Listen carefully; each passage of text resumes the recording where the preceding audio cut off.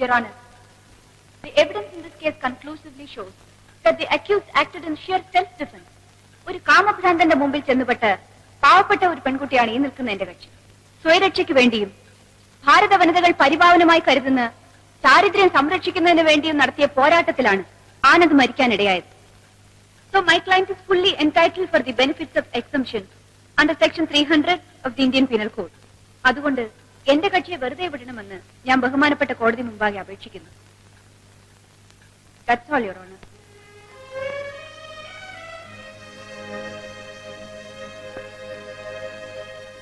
What do you say, Mr. Prosecutor? Your Honor, I am surprised to hear the submissions of my learned friend that the accused has committed this crime just to protect her chastity. Exhibit P15 ആയി ഹാജരാക്കിയിരിക്കുന്ന documents എന്റെ സഹപ്രവർത്തക മറന്നു കളഞ്ഞതാകാം. ഈ നിൽക്കുന്ന പ്രതി അവിവാഹിതയായ ഈ സ്ത്രീ ഗർഭിണിയാണെന്ന് ഞാൻ പറഞ്ഞാൽ എന്റെ സഹപ്രവർത്തകയ്ക്ക് നിഷേധിക്കാൻ പറ്റുമോ?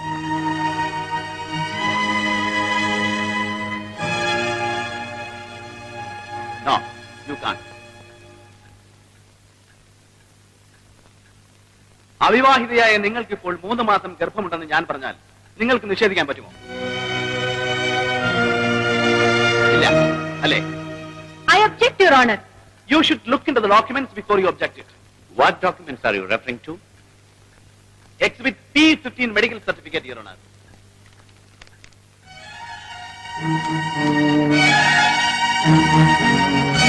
Objection overruled. You can proceed.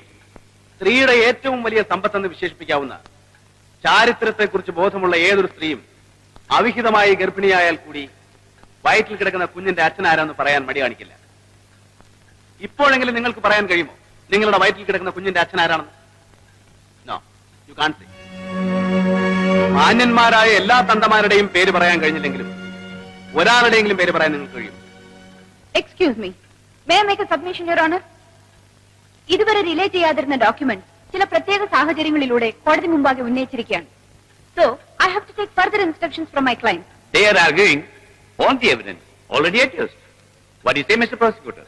I have no objection, Your Honor, in my learned friend taking any number of instructions from her client.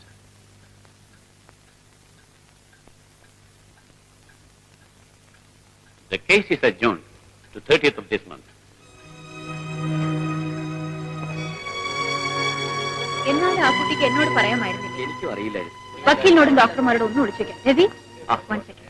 ഞാൻ പോട്ടെ. ഇന്നത്തെ പെർഫോമൻസ് കലക്കിയിട്ടുണ്ട്. ശശികല ഒട്ടും മോശമില്ലായിരുന്നു. സ്വന്തം വർഗമായതുകൊണ്ടായിരിക്കും ഇത്ര ആവേശം.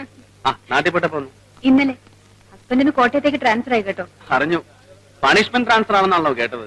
ESI ഡോക്ടർ അല്ലേ, തൊഴിലാളികൾക്ക് ലീവ് എഴുതി കൊടുത്ത് കണ്ടമാനം കാശ് വാങ്ങിക്കുന്നുണ്ടാവും. ട്രാൻസ്ഫറിന് അതൊരു കാരണം മാത്രം. ശശികലയാണ് ഡോക്ടറെ കോട്ടയത്ത് കൊണ്ടാക്കിയെന്ന് കേട്ടല്ലോ. പോയിരുന്നു. വരട്ടെ.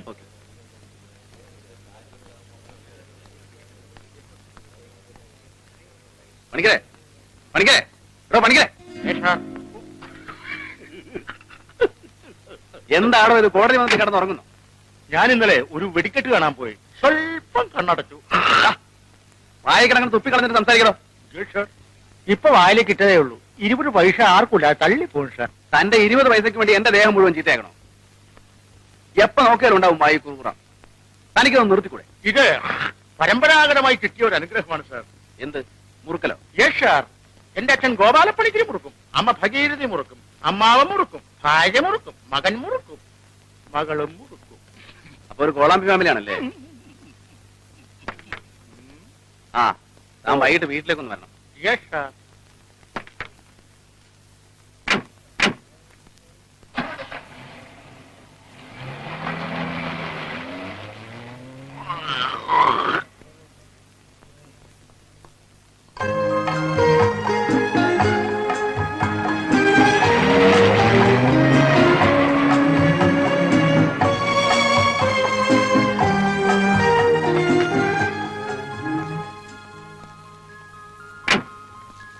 Good evening എന്തുകുട്ടി.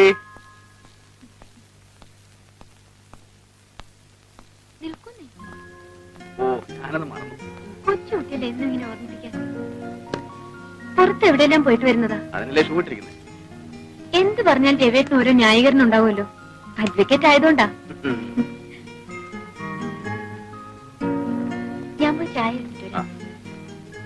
ആ എന്റെ കുട്ടി, ഉം? ഇന്ന് നിന്റെ ഫേവറേറ്റ് സിംഗർ ശ്രീദേവിയുടെ കേസിന്റെ ആർഗ്യുമെന്റ് ആയിരുന്നു. എന്നിട്ട് എന്റെ പെർഫോമൻസ് നീ ഒന്ന് കാണേണ്ടതായിരുന്നു. ഈ നിൽക്കുന്ന പ്രതി അവിവാഹിതയായ ഈ സ്ത്രീ ഗർഭിണിയാണെന്ന് ഞാൻ പറഞ്ഞാൽ എന്റെ സഹപ്രവർത്തകയ്ക്ക് നിഷേധിക്കാൻ പറ്റുമോ? നോ, യു കാൺ. എന്താ രവിട്ട ഇത്? കോടതിയെന്ന് വെച്ചിട്ടാ? ഏകരവനെ, സ്ത്രീയുടെ ഏറ്റവും വലിയ സമ്പത്തെന്ന് വിശേഷിപ്പിക്കാവുന്ന ചാരിത്രത്തെക്കുറിച്ച് ബോധമുള്ള ഏതൊരു സ്ത്രീയും അവിഹിതമായ ഗർഭിണിയായാൽ പോലും വയറ്റിൽ കിടക്കുന്ന കുഞ്ഞിന്റെ അച്ഛനാരാണെന്ന് പറയാൻ മടിക്കില്ല. എനിക്കൊന്നും കേൾക്കണ്ട, ഞാൻ പോയി ചായ എടുത്തിട്ട് വരാം.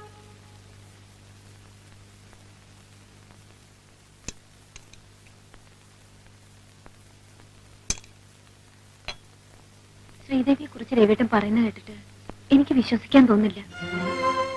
ആ കുട്ടി നിരപരാധിയാണെന്നാ എന്റെ മനസ്സ് പറയുന്നത്. ഞാനൊരു പബ്ലിക് പ്രോസിക്യൂട്ടറാണ്. എന്റെ ജോലി ഞാൻ ചെയ്യും. നീ കോളേജിൽ പഠിക്കുമ്പോ ആ കുട്ടിയുടെ ഗാനമേള കേട്ടിട്ടുണ്ടെന്ന് വെച്ച് അവൾ ഇങ്ങനെയൊന്നും ചെയ്യില്ല എന്ന് നിനക്ക് തെളിയിക്കാൻ പറ്റുമോ? നീ അവിരത്തിൽ വിളമ്പിക്കും.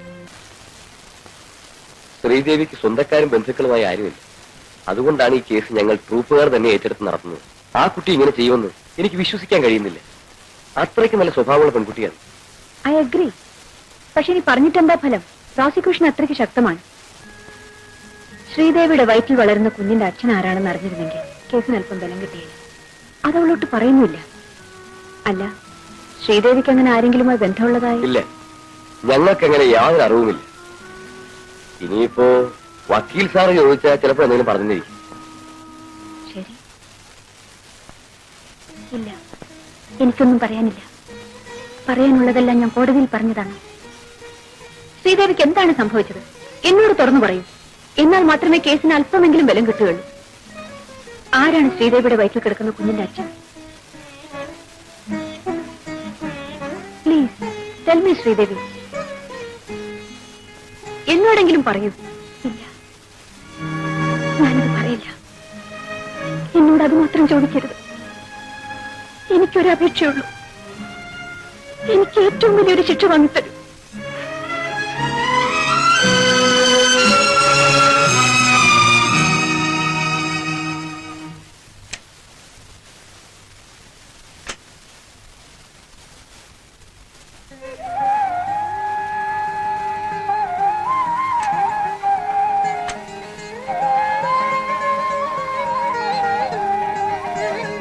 ദൈവത്തിനുള്ളത് ദൈവത്തിനും സീസറിനുള്ളത് സീസറിനും എന്നല്ലേ പറയാറ്?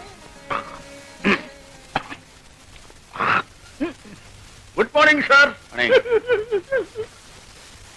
മണിക്കരെ, സാക്ഷികളോടെല്ലാം ഓഫീസിൽ വരാൻ പറഞ്ഞിട്ടുണ്ടോ? എന്ത് ചോദിച്ചാലും yes sir yes sir yes sir. ഇതെന്താ പോലീസ് സ്റ്റേഷനാണോ? യെസ് സാർ, ഞാൻ പണ്ട് പോലീസിലായിരുന്നല്ലോ. വർഷങ്ങളായിട്ടുള്ള ശീലം കൊണ്ട് നാം എപ്പോഴും അങ്ങനെ വഴങ്ങൂ. ഒരു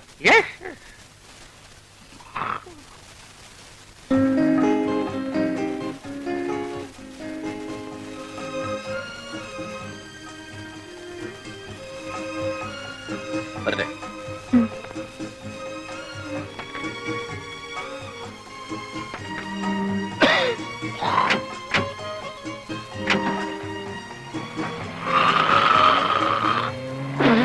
എന്താണോ ഇത്?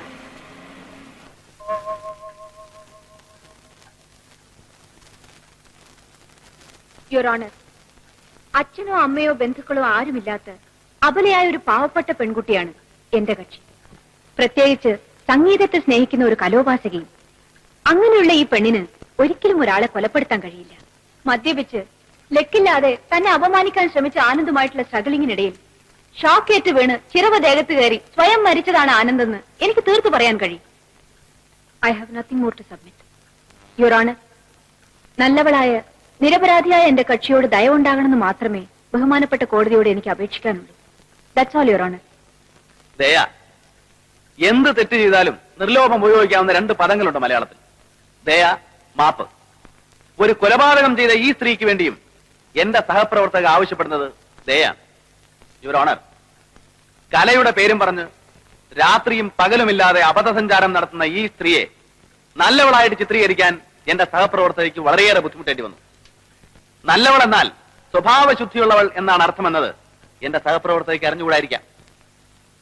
പിതാവ് ആരാണെന്നറിയാതെ ഒരു കുഞ്ഞിനെ ഗർഭത്തിൽ ചുമക്കുന്ന ഈ സ്ത്രീയെ എങ്ങനെ നല്ലവളെന്ന് വിശ്വസിക്കാൻ കഴിയും?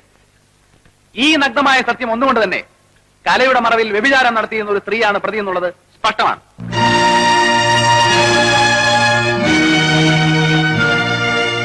ഇവിടെ ഈ സ്ത്രീ ഭാരത സ്ത്രീകളുടെ ഭാവശുദ്ധി കാത്തു സൂക്ഷിക്കുന്നവളാണെങ്കിൽ ഇവരെ വെറുതെ വിടുന്നതിൽ എനിക്ക് വിരോധമില്ല.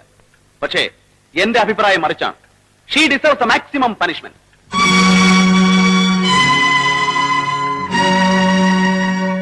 That's all, Your Honor.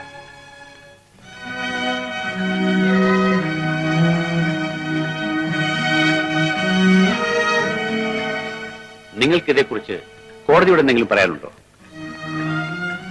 ബഹുമാനപ്പെട്ട കോടതിക്ക് ദയവുണ്ടായി എന്നെ തൂക്കിക്കൊല്ലാൻ വിധിക്കണമെന്ന അപേക്ഷ എനിക്കുള്ളൂ.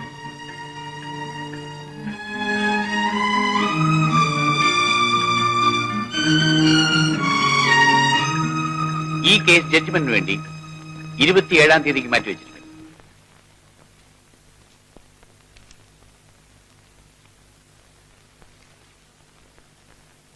ശ്രീദേവിക്ക് ശിക്ഷ കിട്ടോ രവിട്ട? കുറ്റം ചെയ്താൽ പിന്നെ ശിക്ഷ കിട്ടില്ലേ? സത്യത്തിൽ ആ കുട്ടിയെ വെറുതെ വിടേണ്ടതാട്ടോ. കൊലപാതകം ചെയ്തിട്ടോ? മാനം രക്ഷിക്കാൻ വേണ്ടി പെട്ടെന്ന് അങ്ങനെ സംഭവിച്ചതാവും. മാനം രക്ഷിക്കാൻ വേണ്ടിയാണെങ്കിൽ തന്ത ആരാണെന്ന് അറിയാത്ത ഒരു കുഞ്ഞിനെ അവളെ ഗർഭം ധരിക്കൂ. She's carrying 3 months. എന്തോ പറഞ്ഞു കേട്ടിടത്തോളം ആ കുട്ടി നിരപരാധിയാകാനാണ് സാധ്യത. രവിയേട്ടൻ എന്തിനാ ഈ വക കേസെല്ലാം ഏറ്റെടുക്കുന്നത്? കൊള്ളാമല്ലോ. എന്റെ പൊന്നുമോളെ, ഞാനൊരു സർക്കാർ വക്കീല. പ്രതികളോടൊക്കെ അനകമ്പ് കാണിക്കാൻ പോയാലേ നമ്മുടെ കഞ്ഞൂടി മുട്ടും. എന്നാലും രവിയേട്ട, നീ ഒന്നും മിണ്ടാതിരിക്കുന്നുണ്ടോ? എന്നെ കൊണ്ട് ജോലിയൊന്നും ചെയ്യിക്കില്ലെന്ന് വെച്ചാ വെറുതെ ഓരോന്ന് ചോദിച്ചിട്ടുണ്ട്. വന്നു കിടന്ന് ഉറങ്ങാൻ നോക്കും. ഞാൻ എന്ത് പറഞ്ഞാലും രവിയേട്ടന് ദേഷ്യോ? ശ്രീദേവിയുടെ സ്ഥാനത്ത് ഞാനായിരുന്നെങ്കിൽ രവിയേട്ടൻ ഈ കേസ് വാദിക്കുമായിരുന്നു. നീ വേണ്ടാത്തൊന്നും ആലോചിക്കാതെ കിടന്നുറങ്ങാൻ നോക്ക്.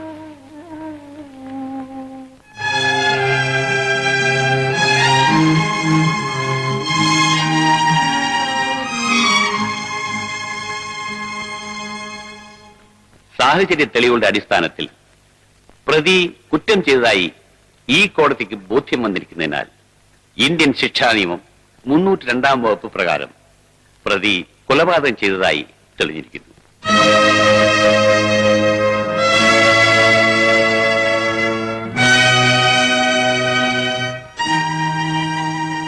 പ്രതി കുറ്റക്കാരിയാണെങ്കിലും പ്രതി കുറ്റം ചെയ്യാനിടയാക്കിയ സാഹചര്യങ്ങളും പ്രതി ഗർഭിണിയാണെന്നുള്ള വസ്തുതയും കണക്കിലെടുത്ത് പ്രതിയെ 7 വർഷം സാധാരണ തടവിന് ശിക്ഷിച്ചിരിക്കുന്നു.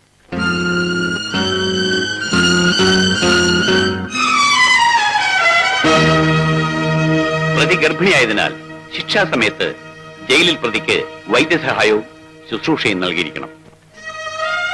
I hereby direct that the superintendent of the central jail will follow the above instructions strictly.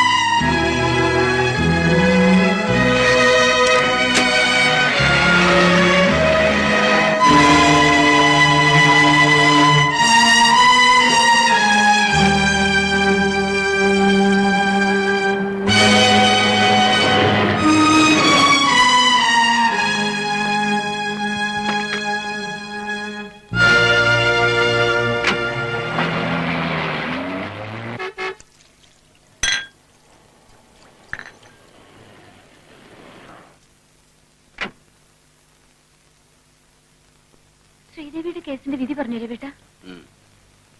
ആ കുട്ടി വെറുതെ വിട്ടോ? ഇല്ല, 7 വർഷം ശിക്ഷിച്ചു. അയ്യോ പാവം, ആ കുട്ടിയെ ജയിലിലേക്ക് കൊണ്ടുപോയി രവിട്ട. നിനക്ക് ഇതേക്കുറിച്ചല്ലാതെ വേറെ ഒന്നിനെ കുറിച്ചും ചോദിക്കാനില്ലേ?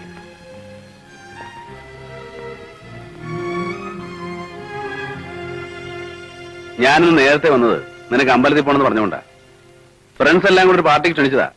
പിന്നെ ഞാൻ ആൾസോക്ക് അടിച്ചെന്നെ വരത്തുള്ളായിരുന്നു. ആ പാവം പെൺകുട്ടിയെ 7 വർഷം ശിക്ഷിച്ചതിന്റെ ആഘോഷത്തിനായിരിക്കും. കഷ്ടമുണ്ട് രവിയേട്ട. നിങ്ങൾ വക്കീലന്മാർക്ക് യാതൊരു സെന്റിമെന്റ്സും ഇല്ല. ഞങ്ങൾ വക്കീലന്മാർക്ക് ഒരൊറ്റ സെന്റിമെന്റ്സേ ഉള്ളൂ, അവരവരുടെ ഭാര്യ, കുട്ടികൾ, കുടുംബം. എന്നാൽ ഈ വക്കീൽ പണി അത്ര നല്ല ജോലിയൊന്നുമല്ല. നിരപരാധിയാണ് ശിക്ഷിക്കപ്പെടുന്നെങ്കിൽ ആ ശാപം രവിയേട്ടനല്ലേ കിട്ടൂ. പിന്നെ വല്ല നാട്ടുമ്പുറത്തുള്ള വാദ്യന്മാരോ വല്ല മൃഗഡോക്ടർമാരോ ആരെങ്കിലും കെട്ടാണ്ടിരുന്നത്. എന്നധികം കളിയാക്കൊന്നും വേണ്ട കേട്ടോ. എന്റെ പൊന്ന് ഇന്ദുക്കുട്ടി, നമുക്ക് ഇതൊക്കെ നോക്കിയാൽ ജീവിക്കാൻ പറ്റുമോ? വാ, അമ്പലത്തിൽ പോണ്ടേ?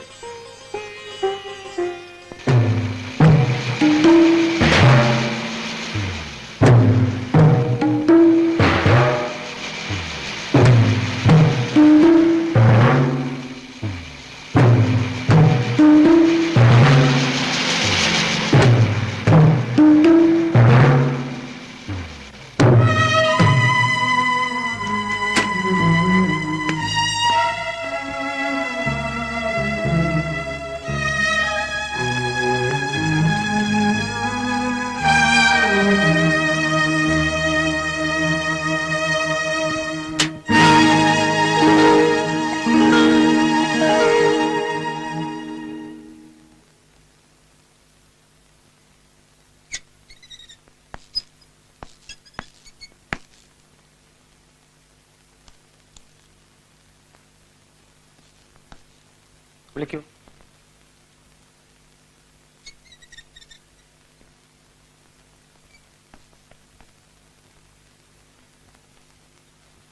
എന്താ പേര്? ശ്രീദേവി.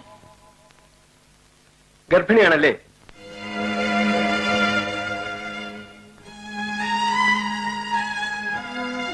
ജയിൽ ഡോക്ടറെ കാണിച്ചിട്ട് അഡ്മിറ്റ് ചെയ്താൽ മതി. Yes sir.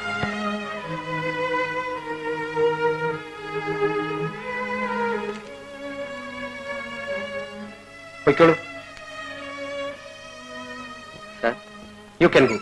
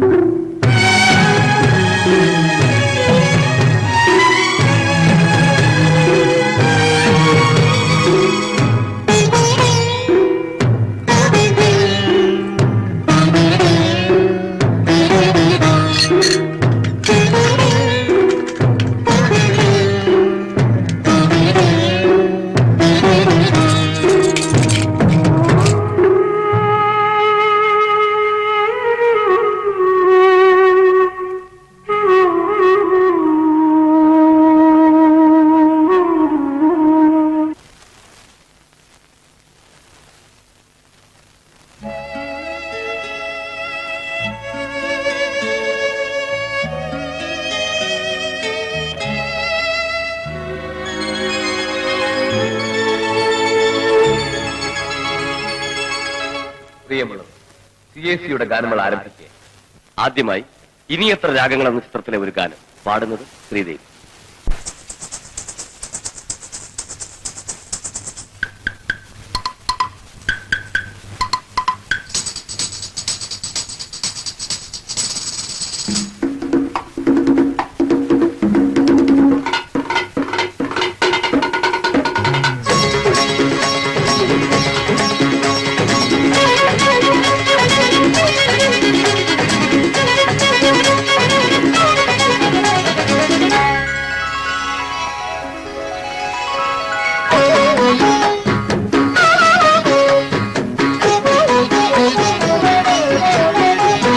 രാഗങ്ങൾ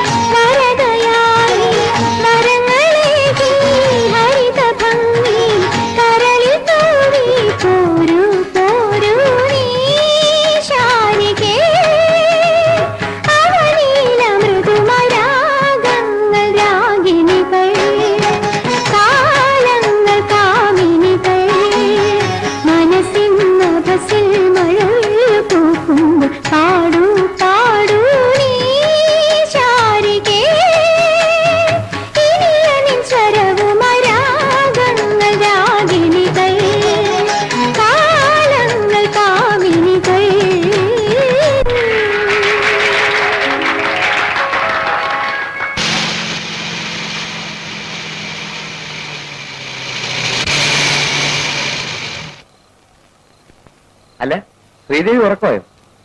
വീടെത്തി. വരട്ടെ. ശരി.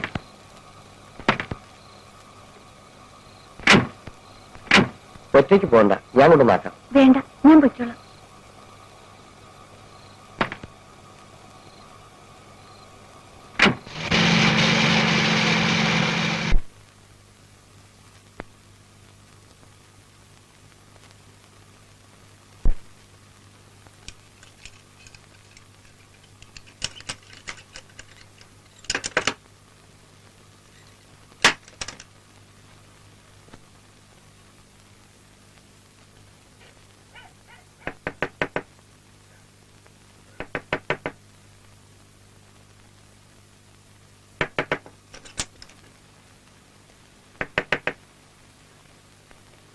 ആരാ? ട്രൂപ്പിൽ നിന്ന് മാനേജർ സാർ പറഞ്ഞിട്ട് വന്നതാ. മാനേജർ സാറോ? അതെ.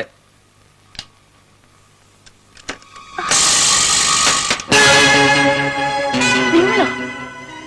എന്തായി പാതിരാത്രിയിൽ? എന്നെ തീരെ പ്രതീക്ഷിച്ചില്ലല്ലേ? ട്രൂപ്പ് മാനേജറുടെ പേര് പറഞ്ഞാലേ വാതിൽ തുറക്കൂന്ന് എനിക്കറിയാം. ഒരു ചെറിയ കള്ളം പറയേണ്ടി വന്നു. നിങ്ങൾ എന്തിനാണ് ഇപ്പോൾ ഇങ്ങോട്ട് വന്നത്? സുന്ദരിയായ ഒരു പെൺകുട്ടി തനിച്ച് താമസിക്കുന്ന വീട്ടിൽ ആരോഗ്യവും കരുത്തുമുള്ള ഒരു ചെറുപ്പക്കാരൻ പാതിരാത്രി കയറി വരുന്നത് എന്തിനായിരിക്കും? മര്യാദയ്ക്ക് ഇവിടുന്ന് പോകും. ഇല്ലെങ്കിൽ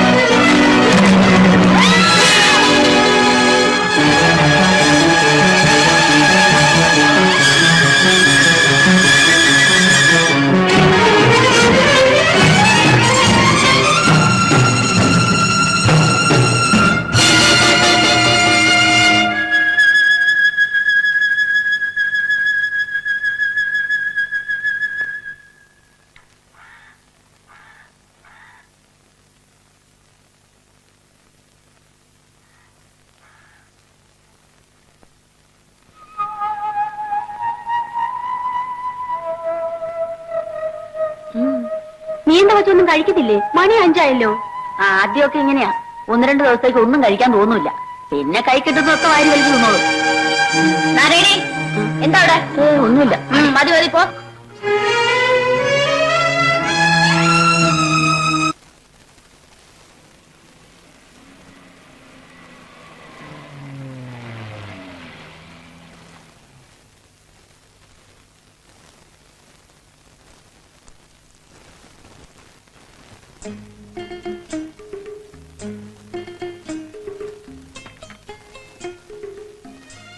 ഗുഡ് ഈവനിംഗ് കുട്ടി.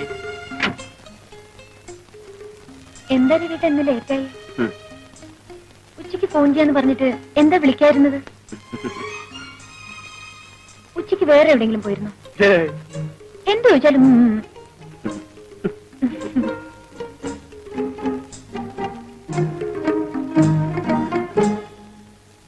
ഞാൻ ചായ എടുത്തോണ്ട് വരാം. വേണ്ട. എന്താ?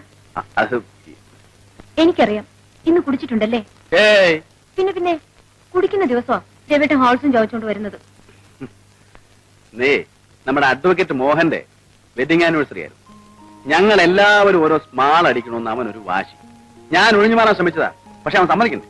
അതെ അതെ, കുടിക്കാൻ ഓരോരോ കാരണങ്ങൾ. എന്തിനാ രവിട്ട ഇങ്ങനെ തുടങ്ങുന്നത്? അത് കൊള്ളാം. അല്ല, നിന്നെ ഞാൻ കല്യാണം കഴിച്ചിട്ട് 2-2.5 വർഷമായില്ലേ? എന്നിട്ട് നിന്റെ എന്തിയെ, എന്തിട്ടാ കുട്ടിയെ എന്നുള്ള ഈ വള്ളുവിനാടൻ ഭാഷ മാറ്റാറായില്ലേ? വേണ്ട വേണ്ട, മറിക്കാനൊന്നും നോക്കണ്ട. ചൂടാകാതെ മാഡം, നമുക്ക് വഴിയുണ്ടാക്കാം.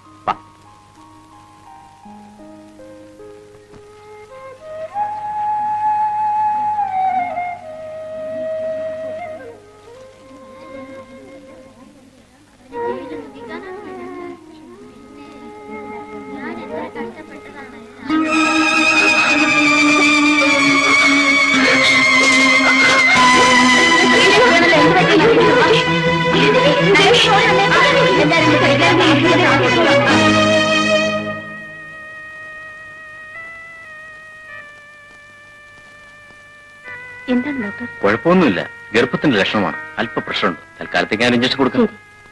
ആ ഇവരെല്ലാം വേഗം വാർഡിലേക്ക് കൊണ്ടുപോകും. പോണം. ഒന്നും പറഞ്ഞു പോലും എന്താണെന്നൊന്ന് പറഞ്ഞും കൂടെ ഇല്ല. ഓ എന്നാലും അവൾ ഒപ്പിച്ചോണ്ട് ആളോടി വന്നത് ഭയങ്കര.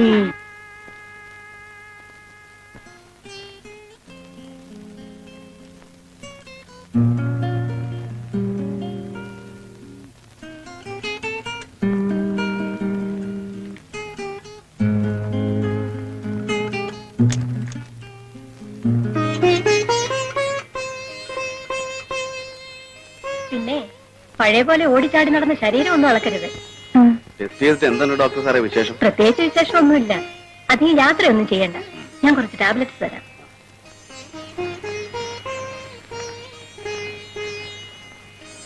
അപ്പോഴേ എന്താ ഡോക്ടർ സൂക്ഷിക്കണമെന്ന് പറഞ്ഞു? ചുമ്മാ ഇരിക്കുക കേട്ടോ.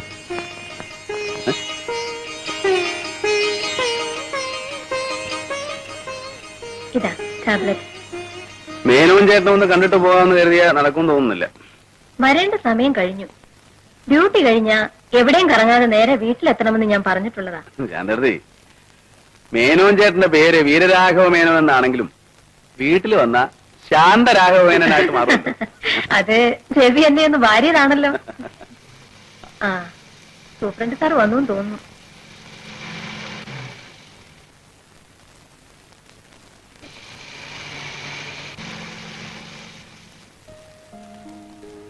അല്ല ഇതാര്?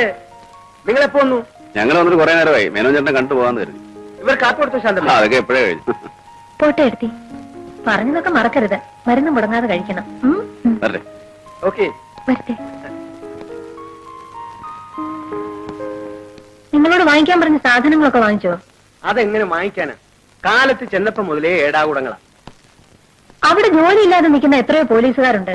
അവരെ ആരെ കൊണ്ടെങ്കിലും വാങ്ങിപ്പിക്കാമായിരുന്നില്ലേ? അവന്മാരെ അയച്ചാ ഒത്തിരി മുതലാവും. കൊടുത്തയക്കുന്നതിന്റെ പകുതി അവന്മാര് കത്തും. അതിലും ഭേദം അവിടെ കിടക്കുന്ന ഏതെങ്കിലും കള്ളന്മാരെ അയക്കുന്ന. അവന്മാരാകുമ്പം ഈ പോലീസുകാരെ പോലെ നക്കാപ്പിച്ച കാശ് മോഷ്ടിക്കല. അതെങ്ങനെയാ? നിങ്ങളൊക്കെ അല്ലേ മാർഗദർശികള്. പോകാൻ രവിട്ട, സമയം ഒരുപാടായി.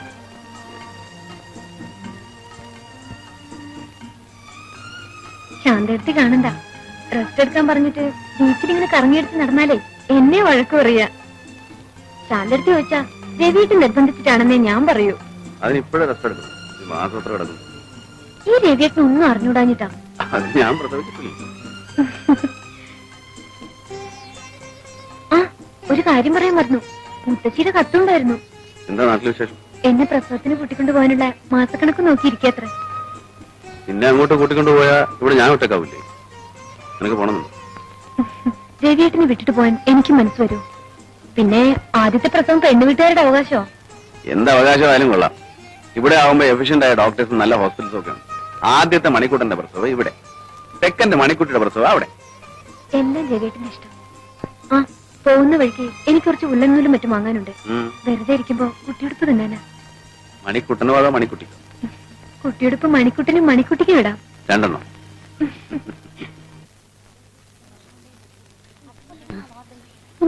വണ്ണം കുറയുന്നില്ലല്ലോ. അതെങ്ങനെ പറയാനാ? നമ്മുടെ റേഷനല്ലേ തിന്നുന്ന. ഒരു പുതിയ സാധനം വരുന്നുണ്ട്.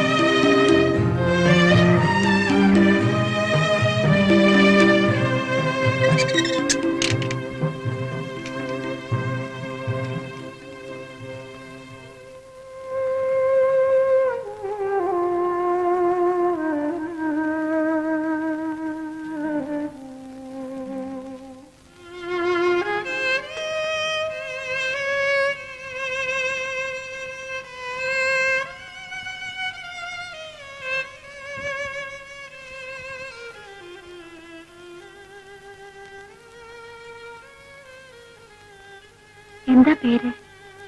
രജനി. എന്ത് തെറ്റ് ചെയ്തിട്ടാ രജനി ഇവിടെ?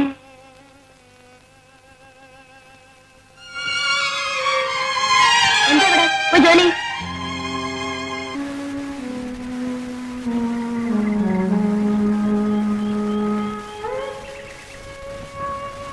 ശ്രീദേവിക്ക് ഇവിടുന്ന് പുറത്തുപോയാ പുതിയൊരു ജീവിതം ഉണ്ടാകുമെന്ന് പ്രതീക്ഷിക്കെങ്കിലും ചെയ്യാം.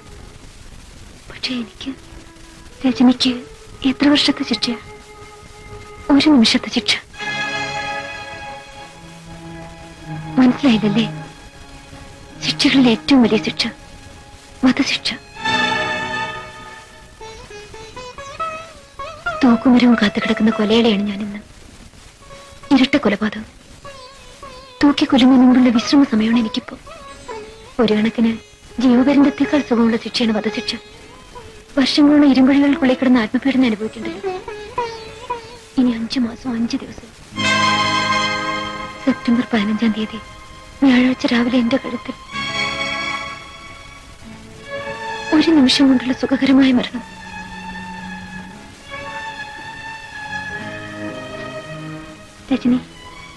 രജനിക്ക് എന്താണ് സംഭവിച്ചത്?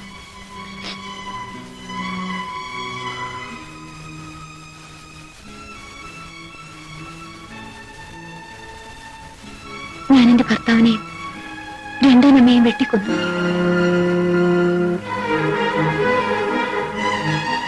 ശ്രീദേവിക്കറിയാമോ, ഞങ്ങളുടേതൊരു പ്രേമവിവാഹമായിരുന്നു.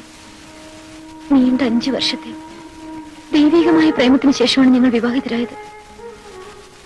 മകളുടെ ഭർത്താവിന് സ്വന്തം മകനായും ഭാര്യയുടെ അമ്മയെ സ്വന്തം അമ്മയെയും കരുതണമെന്നല്ലേ നമ്മുടെ ആചാരം. പക്ഷെ എന്റെ ഭർത്താവിനും രണ്ടാനമ്മയ്ക്കും അങ്ങനെ കാണാൻ കഴിഞ്ഞില്ല.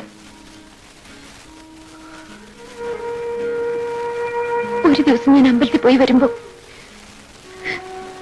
ഒരു ഭാര്യയ്ക്കും സഹിക്കാനാവാത്ത കാഴ്ചയാണ് ഞാൻ കണ്ടത്. പിന്നീട് ഞാൻ ഒന്നും ഓർത്തില്ല. കയ്യിൽ കിട്ടിയ കൊടുവാളെടുത്ത് വെട്ടി രണ്ടിനെയും കൊന്നു.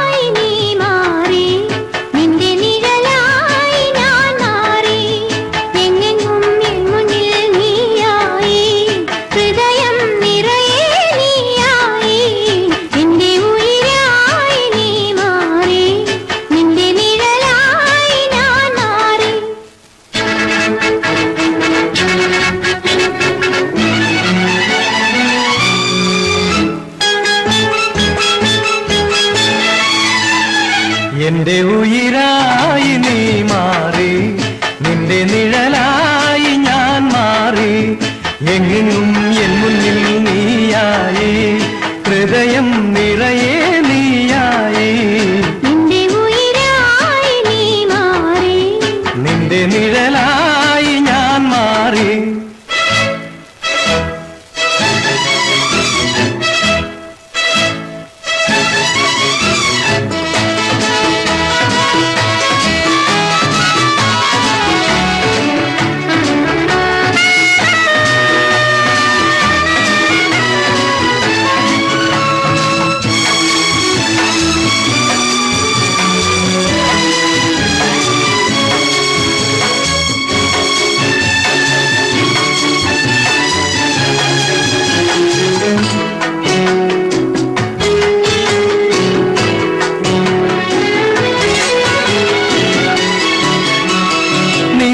ചുണ്ടിലൊരു ഗാനമായി എന്നെന്നും ഉണരാൻ മോഹം കൊണ്ടു ഞാൻ.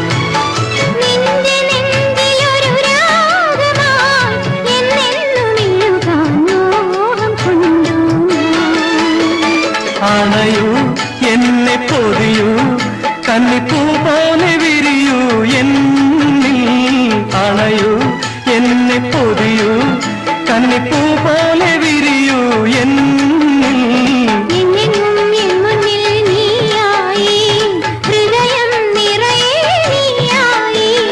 എന്റെ ഉയിരായി നീ മാറി, നിന്റെ നിഴ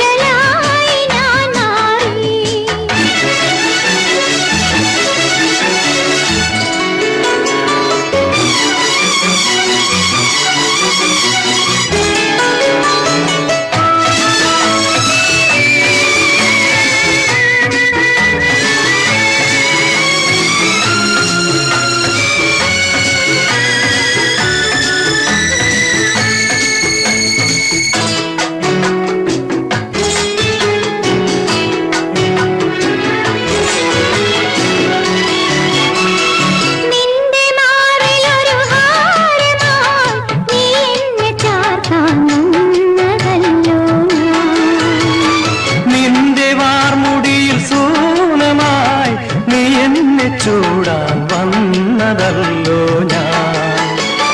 അണയൂ മെയ്യിൽ പടരൂ മഞ്ഞിൻ കണപോലെ അലിയൂ അണയൂ മെയ്യിൽ പടരൂ മഞ്ഞിൻ കണപോലെ അലിയൂ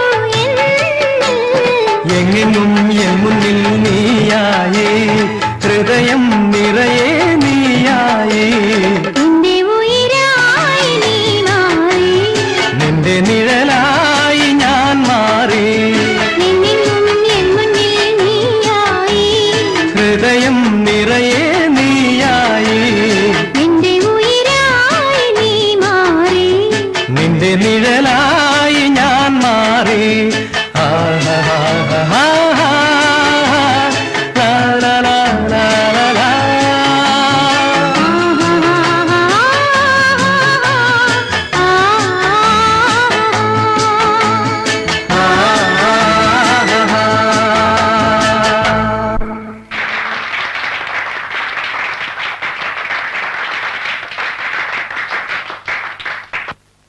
എടോ, തന്റെ പാട്ട് ഇന്നലെ വളരെ മോശമായി.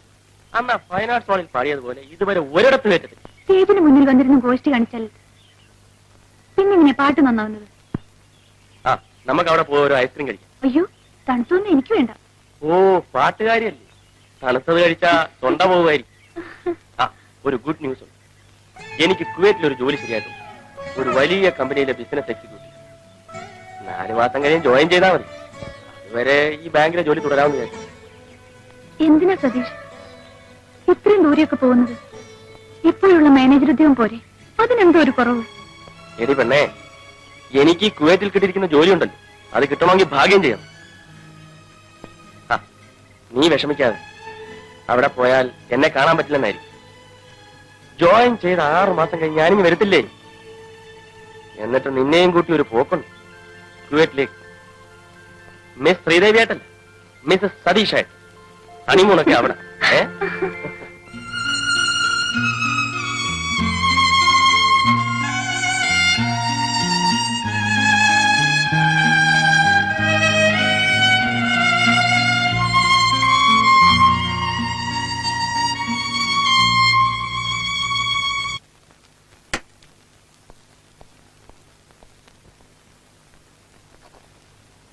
എന്റെ വാച്ച് എവിടെ?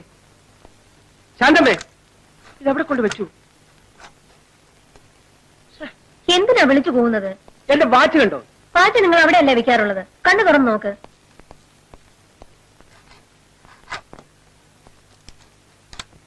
എന്റെ പേഴ്സും കാണുന്നില്ലല്ലോ. അയ്യോ, എന്റെ വാച്ചും കാണുന്നില്ല, ഹാൻഡ് ബാഗും ഇല്ല.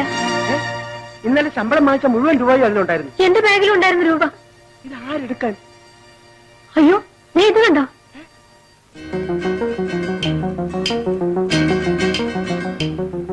ഇത് കള്ളം കയറിയതാണല്ലോ. നീ ആ സ്വർണ്ണപ്പട്ടങ്ങളൊക്കെ ഉണ്ടോ നോക്കി? അതൊക്കെ എവിടെ ഉണ്ട്? ചേട്ടാ, നാണക്കേടായല്ലോ. ജയിൽ സൂപ്രണ്ടിന്റെ വീട്ടിൽ കള്ളം കയറിയ നാളെ പത്രക്കാരെഴുതുമല്ലോ. നിങ്ങൾക്ക് പത്രക്കാരറിയുന്നല്ല വിഷമം. പോയ സാധനങ്ങൾ കിട്ടാൻ എന്തെങ്കിലും വഴി നോക്ക്. പോയതങ്ങ് പോട്ടെ ശാന്തമ്മേ, നാട്ടുകാരറിഞ്ഞ എനിക്കാ കുറച്ചില്. അല്ല, കക്കാൻ വന്നവൻ വീട്ടിന്റെ മുമ്പിൽ എഴുതി വെച്ചിരുന്ന ജയിൽ സൂപ്രണ്ട് എന്ന നെയിം ബോർഡ് കണ്ടു കാണില്ല. കണ്ടെങ്കിൽ അവൻ കയറില്ലായിരുന്നു. പിന്നെ കക്കാൻ വരുന്നവൻ നെയിം ബോർഡ് നോക്കിയിട്ടല്ലേ വരുന്നത്. നാണക്കേടും പറഞ്ഞിരുന്നിട്ട് കാര്യമില്ല. നിങ്ങൾ ആ സ്റ്റേഷനിലേക്ക് വിളിച്ചു പറഞ്ഞേ. ശരി.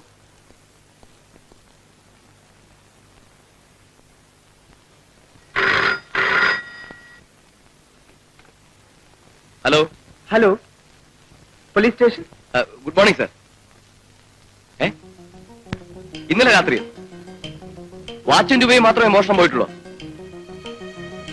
ആ, ഇന്ന് വെളുപ്പിനെ റെയിൽവേ സ്റ്റേഷനിൽ വെച്ച് ഒരുത്തനെ പിടികിട്ടിട്ടുണ്ട്. ഒരുപക്ഷെ അവനായിരിക്കും. നമ്മുടെ സ്ഥിരം ലിസ്റ്റിൽ പെട്ടതാ. വാച്ച് പരം. വാച്ചും രൂപയും മോഷ്ടിക്കുന്നത് അവന്റെ പ്രധാന ഹോബി. ആ, ശരി സർ. ഏതായാലും ഞാൻ അവനെ ഒന്നുകൂടെ ചോദ്യം ചെയ്ത് നോക്കാം. Yes sir. ഓക്കെ. എഴുന്നേക്കടാ. അമ്മച്ചിയാണോ? ഞാൻ എടുത്തിട്ടില്ല സാർ. നീ എടുത്തിട്ടില്ല അല്ലേ? George sir.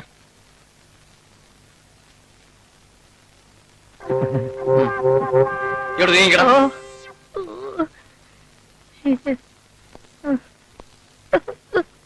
നീ ആണോടാ ജയിൽ സൂപ്രണ്ടിന്റെ വീട്ടിൽ കയറി വാച്ചിന്റെ രൂപയും മോഷ്ടിച്ചത്?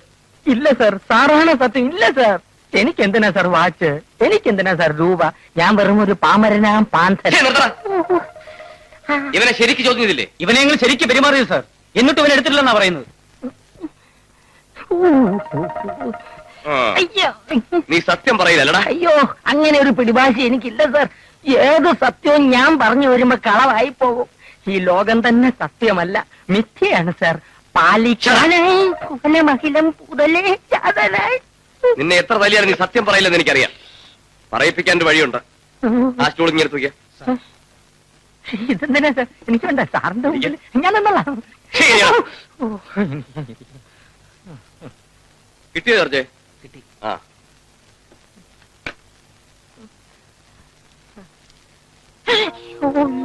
നിന്നെ കൊണ്ട് സത്യം പറയിപ്പിക്കാൻ 30 രൂപയുടെ ചെലവേ എനിക്കുള്ളൂ. അയ്യോ, റമ്മോ? കുടിക്ക. വേണ്ട സാർ, ഇനിയും എന്നെ എത്ര വേണമെങ്കിലും തല്ലിക്കൊള്ളൂ. ഈ റം എനിക്ക് തരരുത്. ഇവൻ അകത്താക്കിയ സത്യം പറഞ്ഞ് ഞാനും അകത്തായി പോവും. കുടിക്കടാ.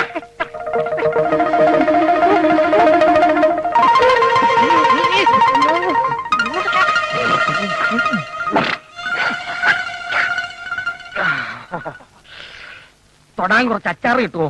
നിന്റെ അച്ചാർ ബാക്കിയോടെ കുടിക്കണം.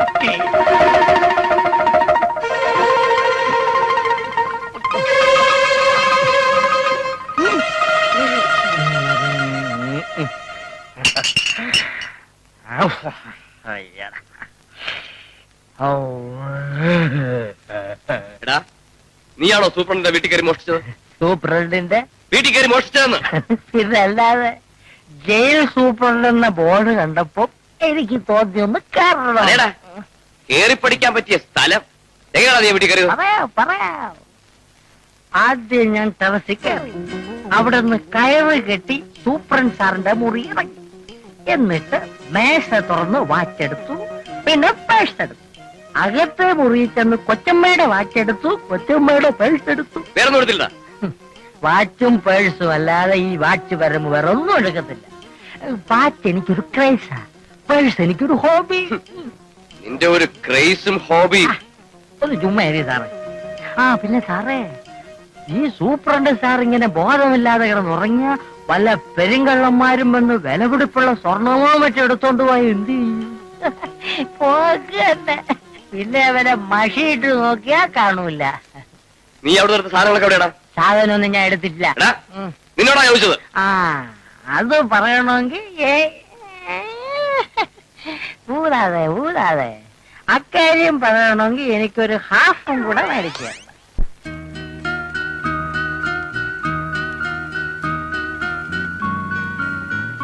ബോഡി വളരെ വീക്കാണ്. ജനറൽ ഹോസ്പിറ്റലിൽ അഡ്മിറ്റ് ചെയ്യാൻ ഞാൻ സൂപ്രണ്ടോട് പറയാം.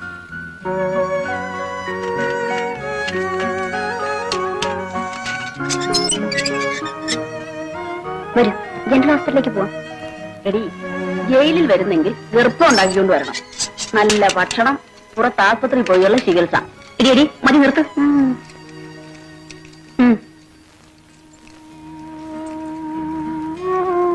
എടി, നമ്മൾ ഓരോ ഗർഭം ഉണ്ടാക്കിക്കൊണ്ട് വന്നിരുന്നെങ്കിൽ നമുക്കും പുറത്തു പോയി ചുറ്റിക്കറങ്ങാമായിരുന്നു. അത് നേരത്തെ ആലോചിക്കണമായിരുന്നു.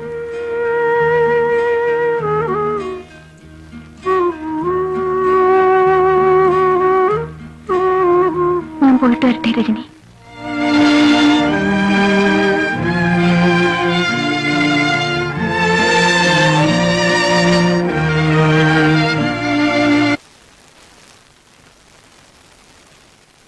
ഈ ക്യാപ്സൂൾസും ടോണിക്കും കഴിക്കണം.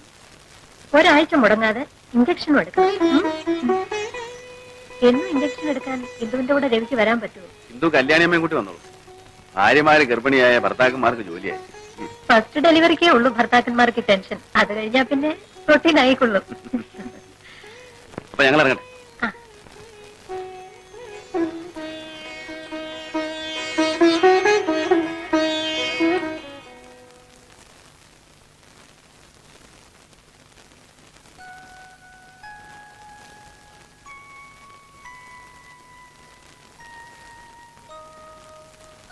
Good morning.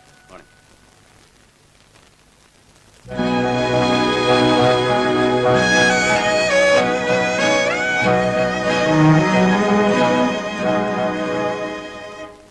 ആരാണ് ഇവിടെ അവിടെ കിടക്കുന്നത്? നീ എപ്പോഴും പറയാറില്ലേ, ആ പാട്ടുകാരി ശ്രീദേവി ജയിലിൽ നിന്ന് എന്തെങ്കിലും ട്രീറ്റ്മെന്റ് കൊണ്ടുവന്നായിരിക്കും. പാവം. ഭാര്യ വിട്ടാ നമുക്കൊന്ന് പോയി കണ്ടിട്ട് എന്തിനാ വരാം. എന്ത് വെറുതെ ആവശ്യമില്ലാതെ? ഒരു മിനിറ്റ് ഇപ്പൊ വരാന്നേ. ആ നീ പോയിട്ടു, ഞാൻ വിളിക്കാം. ചെൽ. ആരാ? ഞാൻ ഈ കുട്ടിയെ ഒന്ന് കാണാൻ വന്നതാ.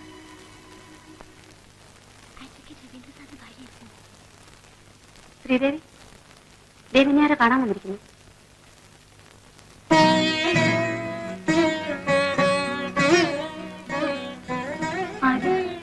എന്റെ പേര് ഇന്ദു.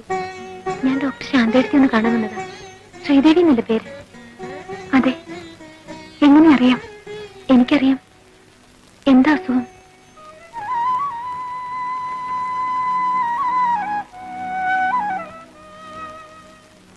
നമുക്ക് രണ്ടുപേർക്കും ഒരേ അസുഖമാണല്ലോ. ഇതെത്ര മാസം? 7. എനിക്ക് 5-ാം മാസം. ഞാൻ പോട്ടെ ശ്രീദേവി.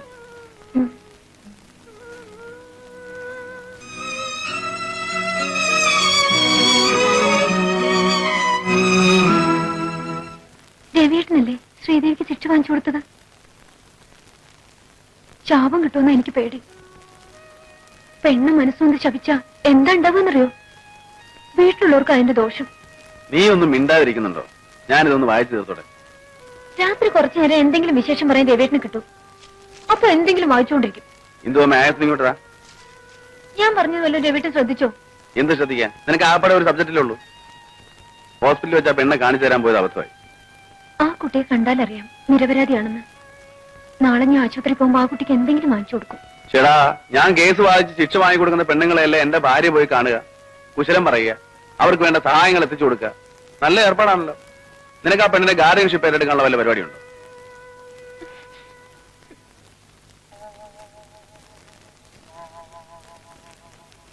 നീ ഇങ്ങനൊരു പഞ്ചഭാവമായിപ്പോയല്ലോ. വെറുതെ ആവശ്യമില്ലാത്ത കാര്യങ്ങളൊക്കെ ചിന്തിച്ച് ടെൻഷൻ ഉണ്ടാക്കിയല്ലേ അതിന്റെ ക്ഷീണം ഉണ്ടാവുന്ന നമ്മുടെ മണിക്കൂട്ടനാ.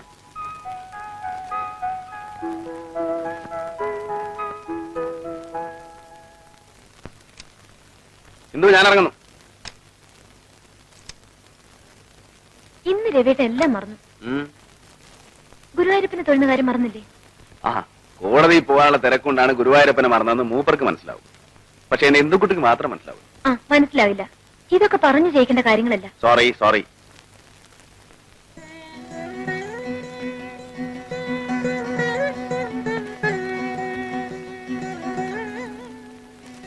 ഇന്ന് നേരത്തെ വരില്ല രവിയേട്ട? എന്താ വിശേഷം വല്ലതും ഉണ്ടോ? വിശേഷം വല്ലതുണ്ടെങ്കിൽ മാത്രമേ നേരത്തെ വരുള്ളൂന്നുണ്ടോ? അല്ല, മുത്തശ്ശിയുടെ പിറന്നാളാണെന്ന്, മുത്തശ്ശന്റെ ശ്രാദ്ധമാണെന്ന് ഒക്കെ ഇടയ്ക്ക് ഇന്ദുക്കുട്ടി പറയാറില്ലേ? അതുപോലെ വല്ലതുമാണെന്ന് അറിയാൻ ചോദിച്ചത്. അതൊന്നുമല്ല. വൈകിട്ട് നമുക്കൊന്ന് അമ്പലത്തിലൊന്ന് പോണം. എന്താ പ്രത്യേകിച്ച്? അതൊക്കെ വൈകുന്നേരം വന്നിട്ട് പറയാം. ഓ, സസ്പെൻസ് ആണല്ലേ.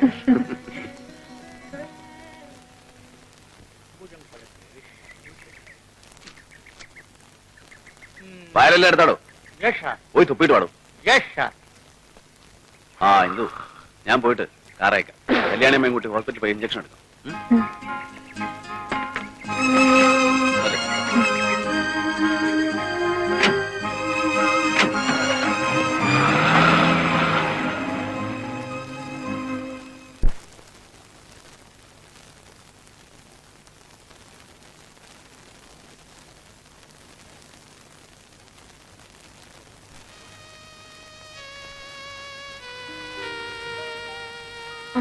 കല്യാണിമേ, ശാന്തടുത്തി മുറിയിലുണ്ടോ നോക്കിയേ. ഞാനിപ്പോ വരാം.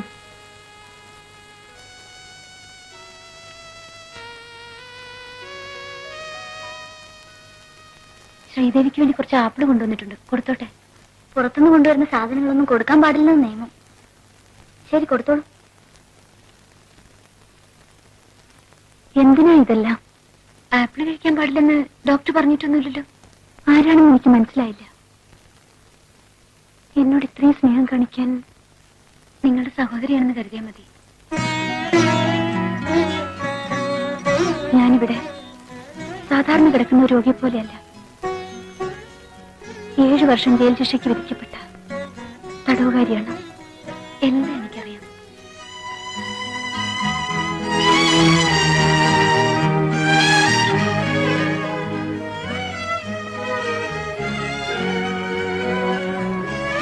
ആഹാ, ഇന്ത്യ ഇവിടെ വന്ന് നിൽക്കുകയാണോ?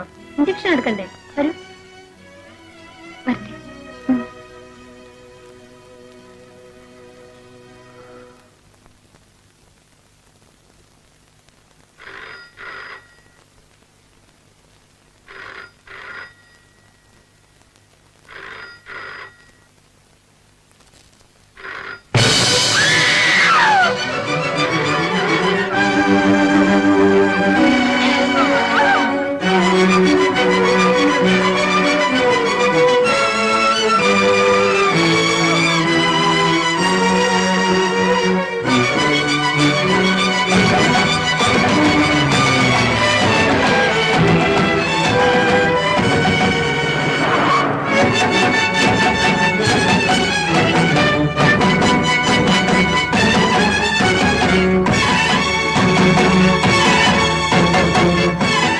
ചേച്ചി എന്റെ എന്തു പറ്റി പറയൂ ചേച്ചി.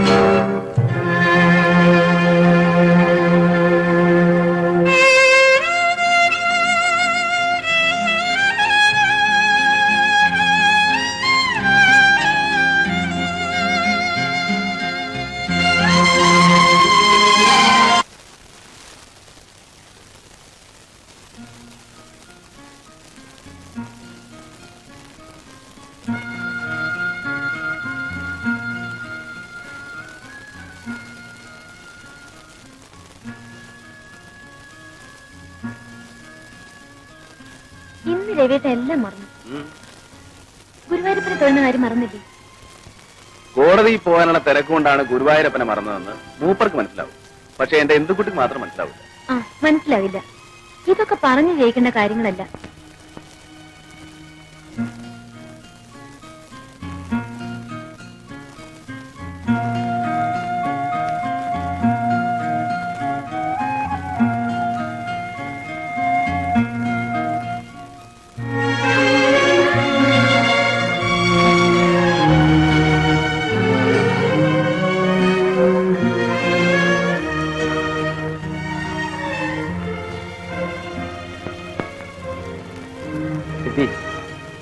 നഷ്ടപ്പെട്ടത് ഒരിക്കലും തിരിച്ചു കിട്ടാൻ പോകുന്നില്ല. ഈശ്വരന്റെ കൽപ്പനകൾ അനുസരിച്ചല്ലേ പറ്റൂ. എഴുന്നേറ്റ് ചെന്ന് കുളിച്ച് വല്ലതും കഴിക്കാൻ നോക്ക്. എത്ര ദിവസമെന്ന് വെച്ചാ ഇങ്ങനെ ഇരിക്കുന്നത്? എഴുന്നേക്ക് രവി.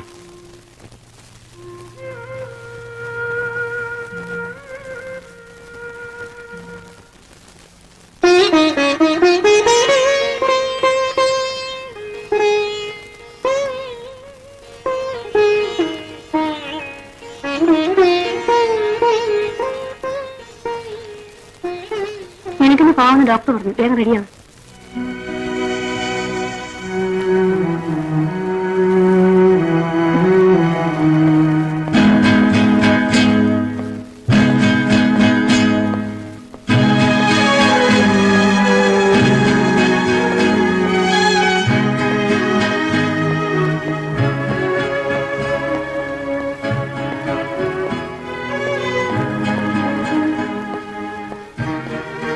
കുഞ്ഞിനെ വരും.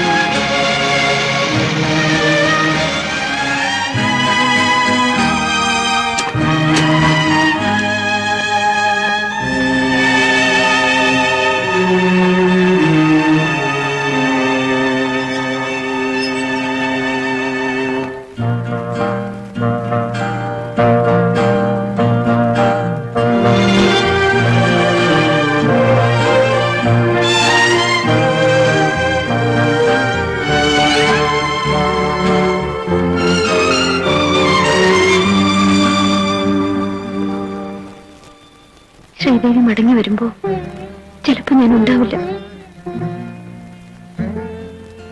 സെപ്റ്റംബർ 15-ാം തീയതി വ്യാഴാഴ്ച രാവിലെ എന്റെ കഴുത്തിൽ ഒരു നിമിഷം കൊണ്ടുള്ള സുഖകരമായ മരണം.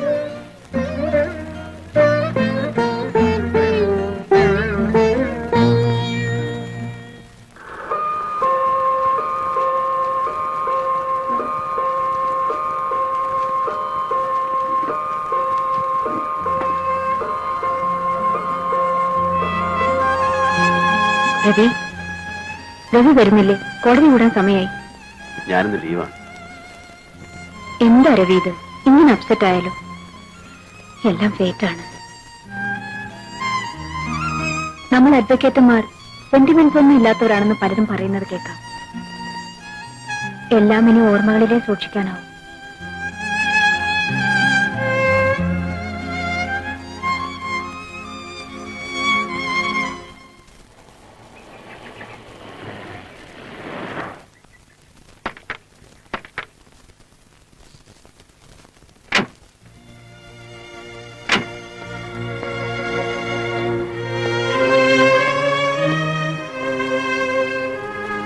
രവിട്ട, എന്താ രവിട്ട ഇത്? ഷൂ ഇട്ടുകൊണ്ടാണ് അകത്ത് പോന്നേ? കൊച്ചുകുട്ടിയല്ലേ എന്നിങ്ങനെ ഓർമ്മിപ്പിക്കാൻ.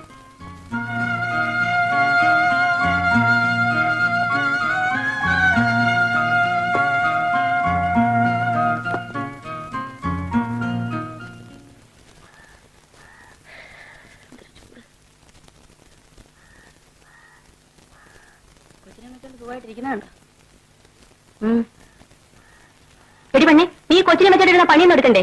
കൊച്ചിനെ എവിടെയാണ് കിടത്തിലൊന്ന് ജോലി എടുക്ക്. കരഞ്ഞിട്ടാ? ആ, കുഞ്ഞുങ്ങളായ കരയൊക്കെ ചെയ്യും. നീ ആദ്യമായിട്ട് പ്രസവിച്ചത് കൊണ്ടാ. 2-3 ആകുമ്പോ ഒക്കെ ശരിയായിക്കോളും. ചെല്ലേ, ഇല്ലെങ്കിൽ വാർഡൻ ഞങ്ങളെയാ ചീത്ത പറയുന്നത് അല്ലേടി?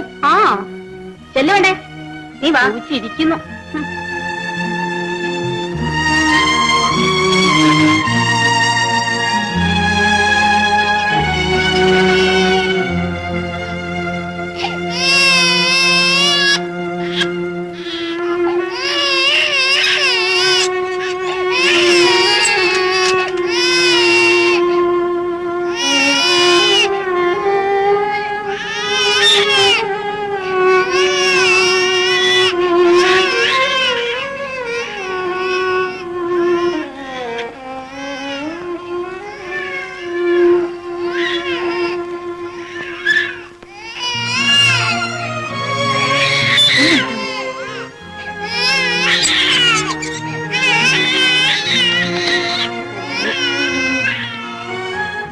വിശക്കുന്നുണ്ടാവും. നീ എന്നെ ശ്രീദേവി എന്ന് പറഞ്ഞേക്കും.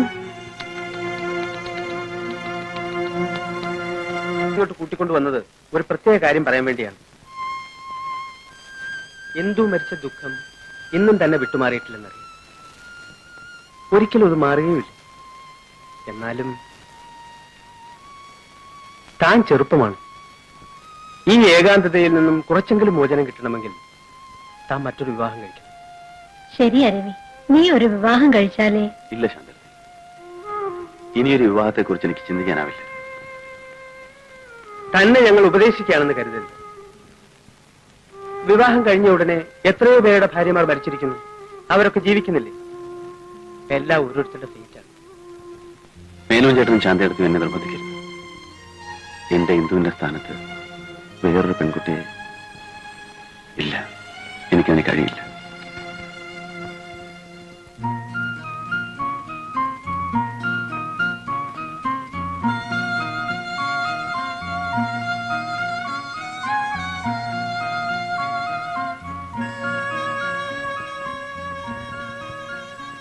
രവീഷ്ണല്ലേ ശ്രീദേവിക്ക് ശിക്ഷ വാങ്ങിച്ചു കൊടുത്തത്? ശാപം കിട്ടുമെന്ന് എനിക്ക് പേടി. പെണ്ണ് മനസ്സുകൊണ്ട് ശപിച്ച എന്താ ഉണ്ടാവാന്നറിയോ? വീട്ടിലുള്ളവർക്കാ അതിന്റെ ദോഷം. അവിവാഹിതയായ നിങ്ങൾ ഇപ്പോൾ 3 മാസം ഗർഭിണിയാണെന്ന് ഞാൻ പറഞ്ഞാൽ നിങ്ങൾക്ക് നിഷേധിക്കാൻ പറ്റുമോ? മാന്യന്മാരായ എല്ലാ തന്തമാരുടെയും പേര് പറയാൻ കഴിഞ്ഞില്ലെങ്കിലും ഒരാളുടെയെങ്കിലും പേര് പറയാമോ? പിതാവ് ആരാണെന്ന് അറിയാത്ത ഒരു കുഞ്ഞിനെ ഗർഭത്തിൽ ചുമന്നുകൊണ്ട് നടക്കുന്ന ഈ സ്ത്രീയെ എങ്ങനെ നല്ലവളെന്ന് വിശ്വസിക്കാൻ കഴിയും? ഈ നഗ്നമായ സത്യം ഒന്നുകൊണ്ട് തന്നെ കലയുടെ മറവിൽ വ്യഭിചാരം നടത്തിയിരുന്ന ഒരു സ്ത്രീയാണ് പ്രതി എന്നത് സ്പഷ്ടമാണ്. She deserves the maximum punishment. ശ്രീദേവിയുടെ സ്ഥാനത്ത് ഞാനായിരുന്നെങ്കിൽ രവീഷ് ഈ കേസ് വാദിക്കുമായിരുന്നു.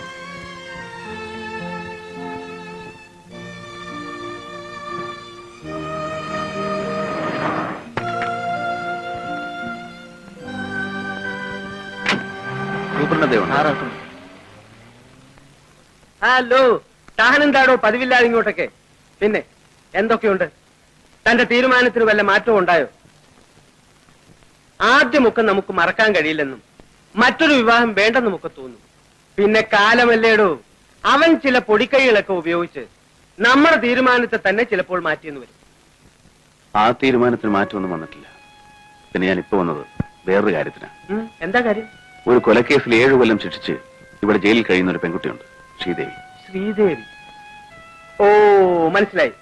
അവളിപ്പോ പെൺകുട്ടിയൊന്നുമല്ല, ഒരു കുഞ്ഞിന്റെ അമ്മയാണ്. 6 മാസം മുമ്പ് അവള് പ്രസവിച്ചു.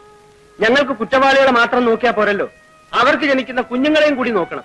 എന്താ പ്രത്യേകിച്ച്? എനിക്ക് അവരെ ഒന്ന് കാണണം. എന്താ അപ്പീൽ പോകാൻ വല്ല പരിപാടിയുണ്ടോ? അതിന് ഞാൻ പബ്ലിക് പ്രോസിക്യൂട്ടറല്ലേ. പിന്നെന്താണാവോ? ഇന്ദുവും ശ്രീദേവിയും തമ്മിൽ പരിചയക്കാരായിരുന്നു. എനിക്ക് അവരെ ഒന്ന് കണ്ടാക്കൊള്ളാവുന്നുണ്ട്. അതിനെന്താ, കാണാമല്ലോ. വരൂ.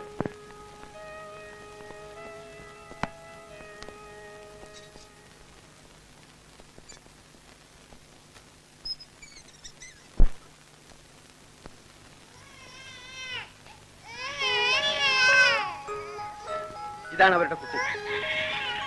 അവരെവിടെ പോയി? 3 നേരവും സുഭിക്ഷമായി ആഹാരം കൊടുക്കുന്നതല്ലേ. എന്തെങ്കിലും ജോലി ചെയ്യിക്കണ്ടേ? ഇവിടെ എവിടെയെങ്കിലും കാണും. ഞാൻ വിളിക്കാം. ശരി.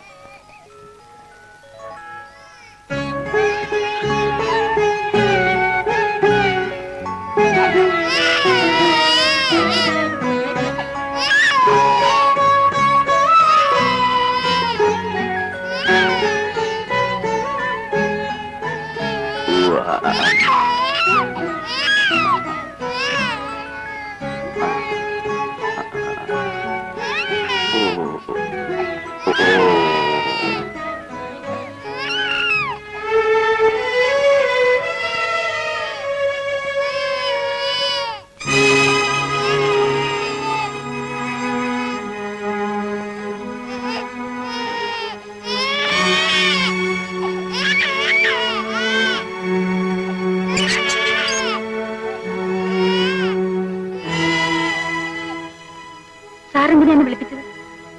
ശ്രീദേവിക്ക് എന്നെ മനസ്സിലായില്ലേ? മനസ്സിലായി. എന്തിനാ എന്നെ കാണുമെന്ന് പറഞ്ഞത്? ഞാൻ സൂപ്രണ്ട് മേനോനെ ഒന്ന് കാണാൻ വന്നതാ. അപ്പോ ശ്രീദേവിയെ കൂടെ ഒന്ന് കണ്ടിട്ട് പോവാന്ന് കരുതി. അത്രയ്ക്കുള്ളൊരു ബന്ധമൊന്നും നമ്മൾ തമ്മിലില്ലല്ലോ. പിന്നെ വെറും ഒരു നേരം പോക്ക് അല്ലേ?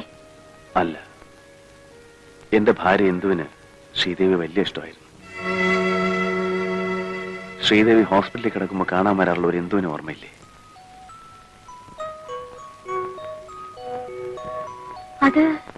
അത് സാറിന്റെ ഭാര്യയാണോ? അതെ. ഇന്ദുവിന് സുഖമാണോ സാർ? പ്രസവിച്ചെടുക്കുകയായിരിക്കും അല്ലേ? അല്ല, ഇന്ദു മരിച്ചുപോയി.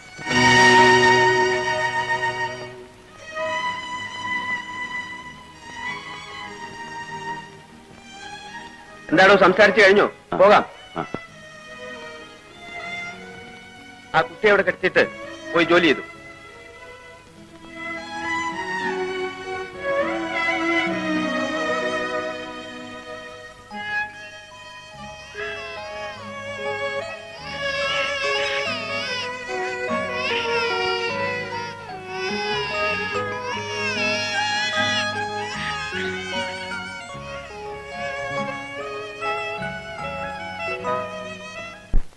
താൻ എന്താണ് ഈ പറയുന്നത്? എവിടെയോ അലവലാതിയായി നടന്ന് ഒരു കൊലപാതകവും ചെയ്ത് ജയിലിൽ കഴിയുന്ന ഒരു സ്ത്രീയുടെ കുഞ്ഞിനെ തന്നെ എടുത്ത് വളർത്തണമെന്നുണ്ടോ? എടോ, ഇവിടെ ഒരുപാട് അനാഥാലയങ്ങളുണ്ട്. അവിടെ നിന്ന് ഏതെങ്കിലും ഒരു കുഞ്ഞിനെ എടുത്ത് വളർത്തിയാൽ ഇതിനേക്കാൾ അന്തസ്സാണ്. അനാഥയായ ഒരു കുഞ്ഞിനെ എടുത്ത് വളർത്തുക എന്നതല്ല എന്റെ ഉദ്ദേശം. പിന്നെ ഓ, താൻ 7 കൊല്ലത്തെ ശിക്ഷ വാങ്ങിക്കൊടുത്തതിലുള്ള വിഷമം കൊണ്ടായിരിക്കും. എടോ, ഇവിടെ ജീവപര്യന്തവും മരണശിക്ഷയും വിധിക്കപ്പെട്ട ഒരുപാട് പേരുണ്ട്. അവരോടൊക്കെ വക്കീലന്മാർക്ക് സിമ്പതി തോന്നി തുടങ്ങിയാൽ വിഷമിച്ചു പോത്തേ ഉള്ളൂ. തനിക്കിത് എന്തു പറ്റി? എന്താണെന്ന് വെച്ചാൽ തുറന്നു പറ, ഞാൻ പരിഹാരം ഉണ്ടാക്കിത്തരാം. മേനോൻ ചേട്ടാ, എന്റെ എന്ന് പറയാൻ എനിക്കൊരു കുട്ടിയില്ല. ഇന്ദുവിന് ശ്രീദേവി വലിയ ഇഷ്ടമായിരുന്നു. ശ്രീദേവിയുടെ കേസ് നടക്കുമ്പോൾ എങ്ങനെയെങ്കിലും അവളെ രക്ഷിക്കണമെന്ന് ഇന്ദു എന്നോട് പറയാറുണ്ടായിരുന്നു. അന്ന് ഞാനത് ചെയ്തില്ല. ഇന്ന് ആ സ്ത്രീയുടെ കുഞ്ഞ് ജയിലിൽ കിടന്ന് നരയിക്കുന്നത് കാണുമ്പോൾ അതിനോടൊരല്പം കരുണ കാണിക്കുന്നത് തെറ്റാണെന്നാണോ മേനോൻ ചേട്ടൻ പറയുന്നത്? ഞാൻ പറയാനുള്ളത് പറഞ്ഞു. ഇനിയൊക്കെ തന്റെ ഇഷ്ടം.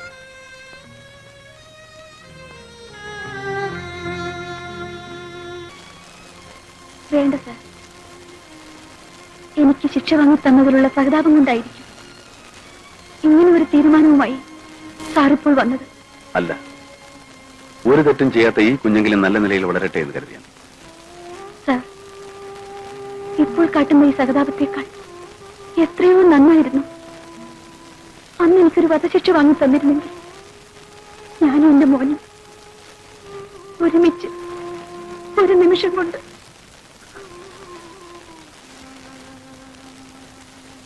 ശ്രീദേവി, കഴിഞ്ഞെല്ലാം കഴിഞ്ഞു. അറിഞ്ഞോ അറിയാതെയോ ശ്രീദേവിയുടെ ജീവിതത്തിൽ ഒരു തെറ്റ് പറ്റി. ആ തെറ്റിന്റെ ശിക്ഷ ഒന്നും അറിയാത്ത ഈ കുഞ്ഞുകൂടെ അനുഭവിക്കണം. എനിക്ക് ശ്രീദേവിയോട് ഒന്നേ പറയാനുള്ളൂ. ഈ കുഞ്ഞിന്റെ നന്മയോർത്തെങ്കിലും മോനെ എന്റെ കൂടെ വളരാൻ അനുവദിക്കും. എന്റേതെന്ന് പറയാൻ എനിക്ക് കുഞ്ഞു മാത്രമേ ഉള്ളൂ. ഇവന്റെ മുഖം കണ്ട നിമിഷം മുതലാണ് ഞാൻ മരണത്തെ മറക്കാൻ തുടങ്ങി. ഇല്ല സർ, എന്റെ മോനെ ഞാൻ തരില്ല. എനിക്കതിനാവില്ല.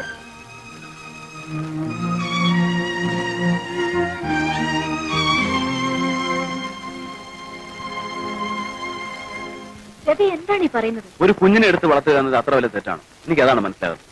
കുഞ്ഞിനെ എടുത്ത് വളർത്തുന്നത് മനുഷ്യത്വമാണെന്ന് ഞാൻ പറയും, തെറ്റാണെന്ന് പറയുന്നില്ല.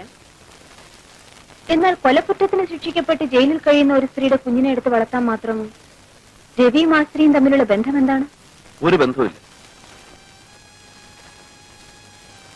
ശശികലയ്ക്ക് അറിയാമോ, ശ്രീദേവിയുടെ കേസ് നടക്കുന്ന ദിവസങ്ങളിലൊക്കെ ഞാൻ വീട്ടിൽ കയറി ചെല്ലുമ്പോൾ ഇന്ദു ആദ്യം ചോദിക്കുന്നത് ശ്രീദേവിയെ കുറിച്ചായിരുന്നു.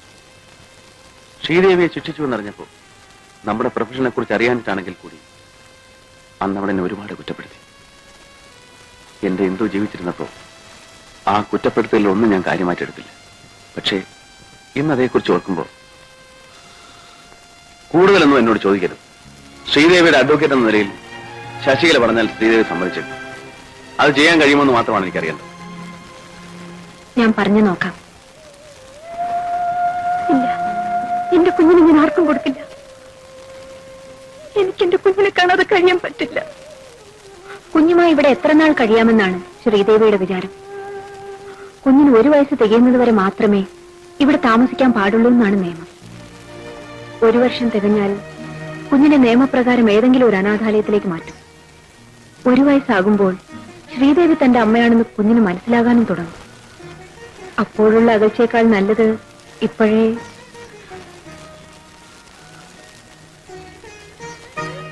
നിന്റെ വേദന എനിക്കറിയാം കുട്ടി. പക്ഷെ എല്ലാം നിന്റെ നന്മയ്ക്ക് വേണ്ടിയാണ് ഞാൻ പറയുന്നത്. ഒന്ന് ഓർത്തു നോക്കൂ. അനാഥാലയത്തിൽ വളരുന്നതിനേക്കാൾ എത്രയോ നല്ലതാണ് നീ അറിയുന്ന ഒരു മനുഷ്യന്റെ സംരക്ഷണയിൽ നിന്റെ കുഞ്ഞ് വളരുന്നത്. വലുതാകുമ്പോൾ നിന്റെ കുഞ്ഞിനെ ആർക്കും അനാഥ കുട്ടിയായി കാണാനും കഴിയില്ല.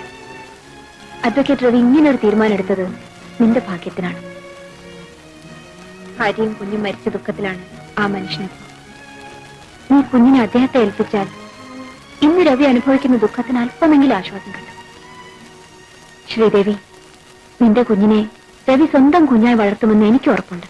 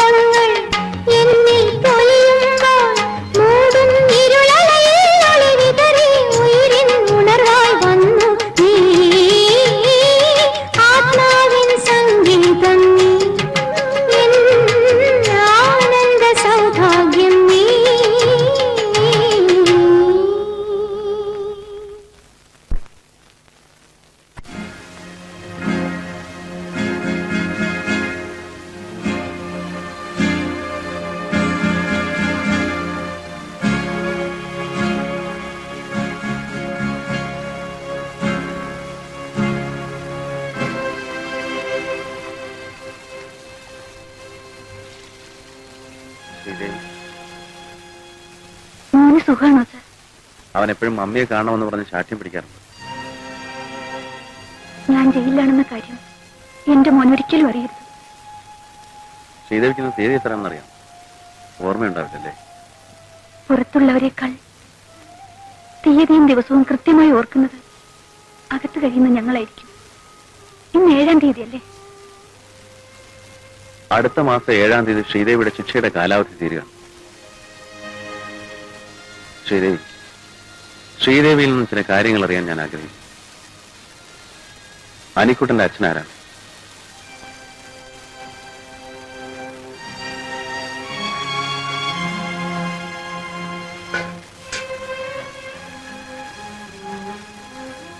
ശ്രീദേവിയുടെ ഇന്നലെകളെ കുറിച്ച് ഓർമ്മിപ്പിച്ച് വേദനിപ്പിക്കുന്നതിൽ വിഷമമുണ്ട്.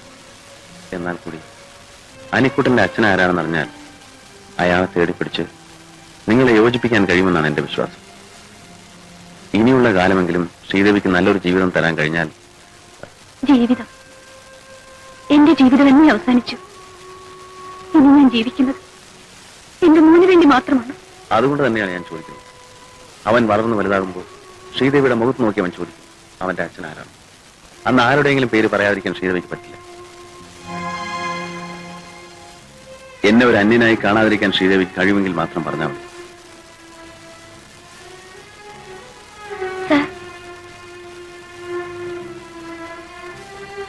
എല്ലാം ഞാൻ പറയാം.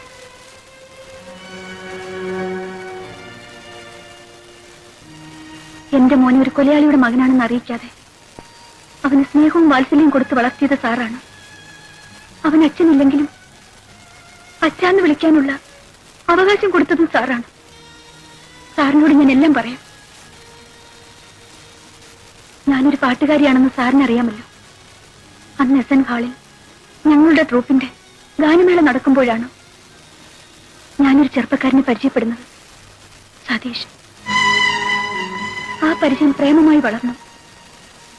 സതീഷ് ഒരു ബാങ്ക് ഉദ്യോഗസ്ഥനായിരുന്നു. എന്റെ ഗാനമേള എവിടെ നടന്നാലും സതീഷ് അവിടെയൊക്കെ എത്താറുണ്ട്.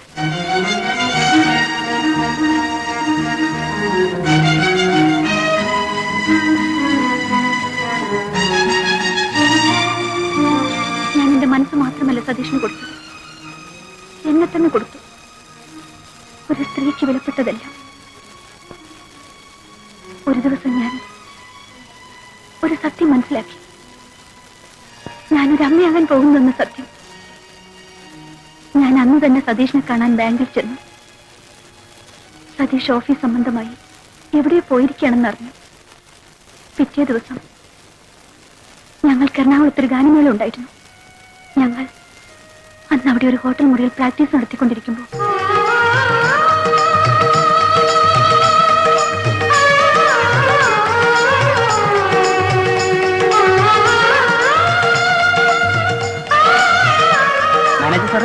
ഇതൊരു തല്ലിപ്പുള്ള ഹോട്ടലാ. അപ്പുറത്തൊക്കെ പോലീസ് റൈഡ് നടക്കുന്നേ. റൈഡ്?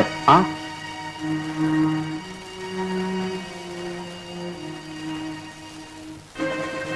മാറണം കേട്ടോ.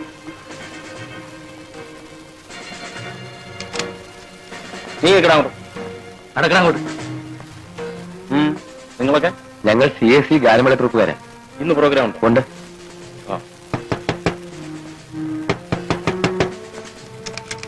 എന്താ ഇവിടെ തുറക്കുന്നില്ല സാർ? മാറും. തുറക്കടോ. തുറക്കാൻ എന്താണ് തുറക്കാൻ എത്ര താമസം? ഇറങ്ങി വേണ്ടി.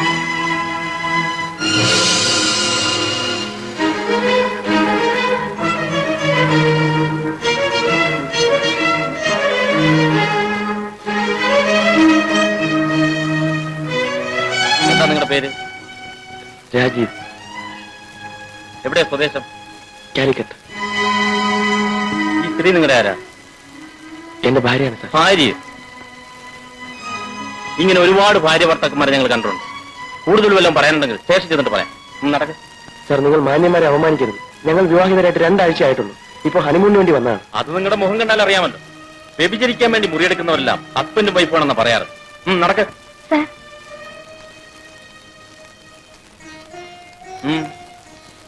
ഇവരുടെ മാരേജ് കഴിഞ്ഞതാണ്.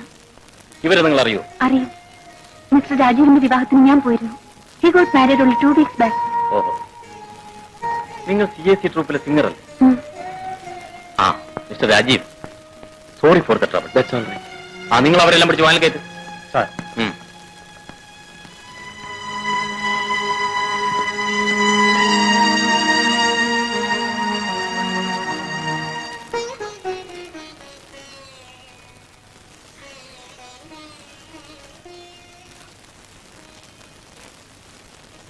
എന്നെ വിവാഹം കഴിക്കാമെന്ന് പറഞ്ഞ് വിശ്വസിപ്പിച്ച് എന്റെ എല്ലാം കവർന്നെടുത്ത സ്വന്തം കാമുകനെ മറ്റൊരു സ്ത്രീയോടൊപ്പം ഹോട്ടൽ മുറിയിൽ വെച്ച് വ്യഭിചാര കുറ്റത്തിന് അറസ്റ്റ് ചെയ്തപ്പോൾ അവർ ഭാര്യ ഭർത്താക്കന്മാരാണെന്ന് പറഞ്ഞ് പോലീസിന്റെ മുമ്പിൽ സാക്ഷ്യപത്രം നൽകി കാമുകനെ രക്ഷിച്ച ഒരു കാമുകയും ഈ ലോകത്തുണ്ടാവില്ല സർ. ആ മനുഷ്യന് വേണ്ടി ഞാൻ അതും ചെയ്തു. പിറ്റേ ദിവസം ഞാൻ സതീഷിനെ കാണാൻ ചെന്നു. ഒരു പുരുഷനെ ജീവന തുല്യ സ്നേഹിക്കുന്ന ഒരു പെണ്ണിനെ സഹിക്കാനാവാത്ത കാഴ്ചയാണ് ഞാൻ ആ ഹോട്ടൽ മുറിയിൽ വെച്ച് കണ്ടത്. അത് ഞാൻ സഹിക്കാം.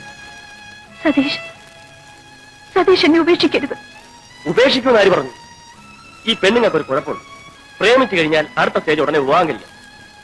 ഒരു പുരുഷനെ സംബന്ധിച്ചിടത്തോളം വിവാഹം എന്ന് പറയുന്നത് അങ്ങനെ പെട്ടെന്ന് ചെയ്യാൻ പറ്റുന്ന ഒരു കാര്യമല്ല. അവന്റെ ഉദ്യോഗം, സ്റ്റാറ്റസ്, അങ്ങനെ എന്തെല്ലാം നോക്കണം. എന്റെ ഇന്നത്തെ സ്ഥിതി അനുസരിച്ച് ശ്രീദേവിയെ ഉടനെ വിവാഹം കഴിക്കാനുള്ള ചുറ്റുപാടിലല്ല ഞാൻ. അടുത്ത ആഴ്ച ഞാൻ കുവൈറ്റിൽ പോകും. പിന്നെ എന്നാണ് തിരിച്ചു വരുന്നതെന്ന് എനിക്ക് തന്നെ പറയാൻ പറ്റും. സതീഷ്, ഞാനൊരു പാവമാണ്, ആരോരും ഇല്ലാത്തവളാണ്. സതീഷ് എന്നെ വിവാഹം കഴിച്ചില്ലെങ്കിൽ ഗർഭിണിയായ ഞാൻ. അതാണ് ഞാൻ പറഞ്ഞ അബോർട്ട് ചെയ്യാം. സതീഷ്, ഗർഭത്തിന്റെ ലക്ഷണം കണ്ടു തുടങ്ങിയിട്ടല്ലേ ഉള്ളൂ. ഈ സ്റ്റേജ് ആവുമ്പോൾ ഒരു കുഴപ്പമുണ്ടാവില്ല. ഇല്ല, ഞാനതിന് സമ്മതിക്കില്ല. അപ്പൊ ഞാൻ പറഞ്ഞാൽ നീ അനുസരിക്കില്ലല്ലേ? വേണ്ട, നിന്റെ ഇഷ്ടം പോലെ ചെയ്തോ. ഒരു കാര്യം ഞാൻ തീർത്തു പറഞ്ഞേക്കാം, നിന്നെ വിവാഹം കഴിക്കാൻ എനിക്ക് സാധിക്കില്ല. എന്തെങ്കിലും വാഗ്ദാനങ്ങൾ ഞാൻ തന്നിട്ടുണ്ടെങ്കിൽ അത് മനസ്സിൽ കൊണ്ടുവന്നോട്ട് യാതൊരു കാര്യമില്ല. പെണ്ണുങ്ങളായ ഗർഭിണികളാവും. ഒരു കലാകാരി കൂടി ആവുമ്പോ അത് സാധാരണ സംഭവമാണ്. അതിന് ശ്രീദേവി ഇത്ര വറീഡാവുന്നതിന് നാളെ ഹോസ്പിറ്റലിലേക്ക് എന്നാ മതി. എല്ലാം ഞാൻ ഡോക്ടറോട് പറഞ്ഞിട്ടുണ്ട്. വരട്ടെ. സതീഷ്, എന്റെ ജീവിതം നശിപ്പിച്ചുകൊണ്ട് നിങ്ങൾ എവിടെയും പോകാമെന്ന് വിചാരിക്കണ്ട. നിങ്ങളെ ഞാൻ കുവൈറ്റിലേക്ക് വിടില്ല. ഞാൻ ബാങ്കിൽ വന്ന് നിങ്ങളും ഞാനും തമ്മിലുള്ള ബന്ധം എല്ലാവരോടും വിളിച്ചു പറയും. പേടിപ്പിക്കാൻ എടി പെണ്ണേ, നിന്നേക്കാൾ വലിയ എത്രയോ പേരെ ഞാൻ കണ്ടിരിക്കുന്നു. ആ വേല അങ്ങ് മനസ്സിൽ വെച്ചാൽ മതി.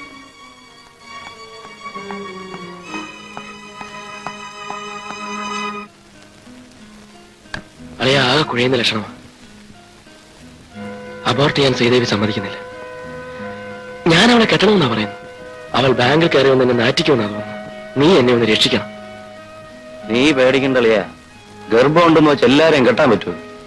നിന്നെ നാറ്റിക്കുന്നേക്ക് മുമ്പ് അവളെ ഒന്ന് ഒതുക്കാൻ പറ്റുമോ ഞാൻ നോക്കട്ടെ.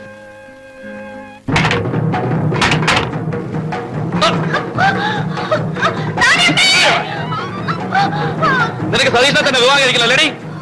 നിന്റെ വയറ്റി കിടക്കുന്ന കൊച്ചിനെ സതീഷാണ് പറഞ്ഞ് നീ ബാങ്കിൽ ചെന്നവനെ നാറ്റുമല്ലേ? അവന് മാത്രം എന്റെ പേരോട് അതിന്റെ ലിസ്റ്റ് ചേർത്തോ. പിന്നെ നീ ആരുടെ പേര് പറയും? അവന്റെതോ അതോ എന്തോ?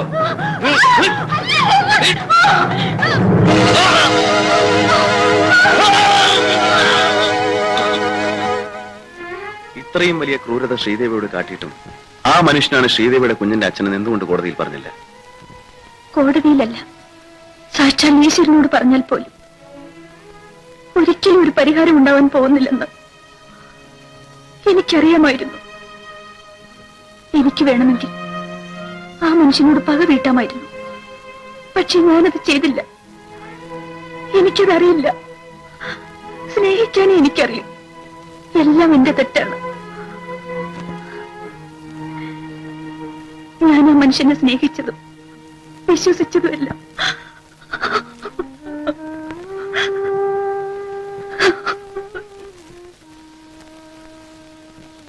കരയാതിരിക്കൂ ശ്രീദേവി, എല്ലാം വിധിയാണ്.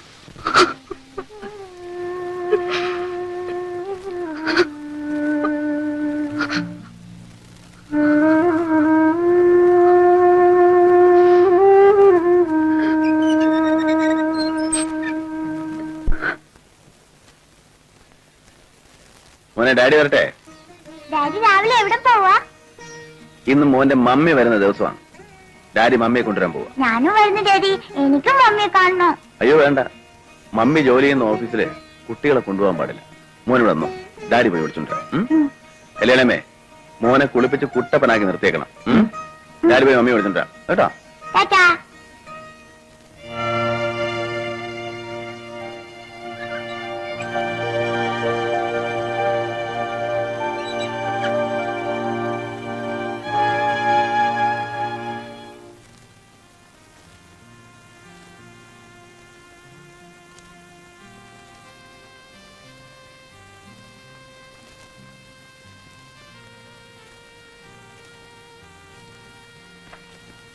കയറും.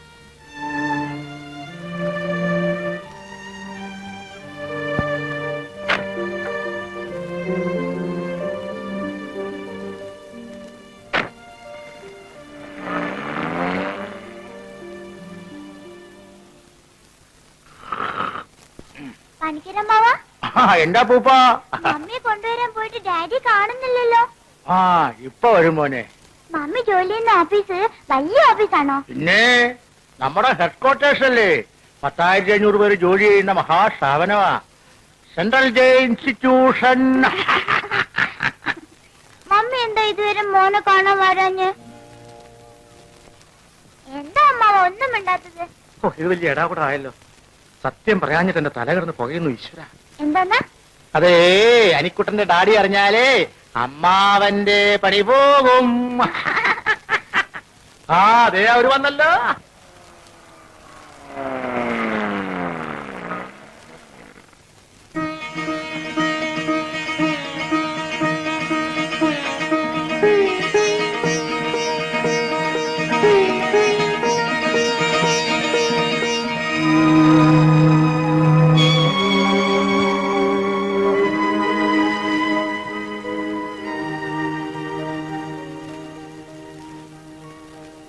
ഇതാണ് മോനെ നിന്റെ മമ്മി. ചെല്ല്, ചെല്ല്.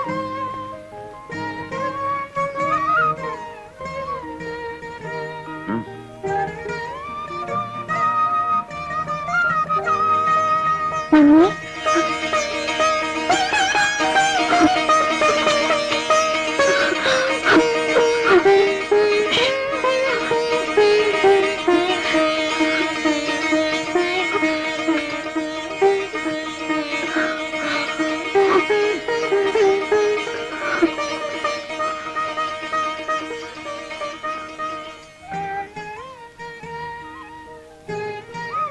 മമ്മി ഇനി മോന്റെ കൂടെ എന്നുണ്ടാവാ ഡാഡി? മോൻ വിളിച്ചു തുടങ്ങിയത് അങ്ങനെയാണ്, പിന്നെ തിരുത്താൻ പോയില്ല. വരും. വാ മമ്മി.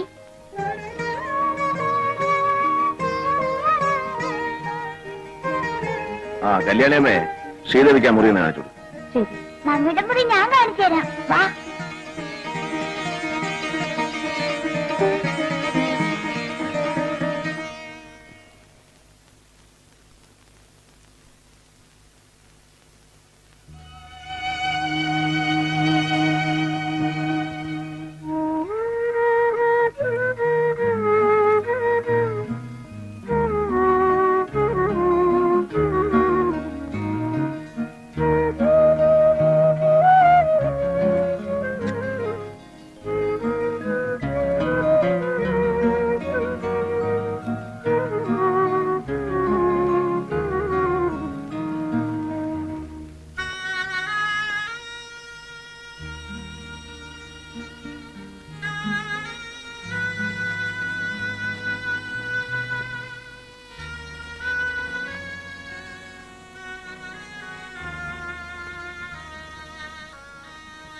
ശ്രീദേവി,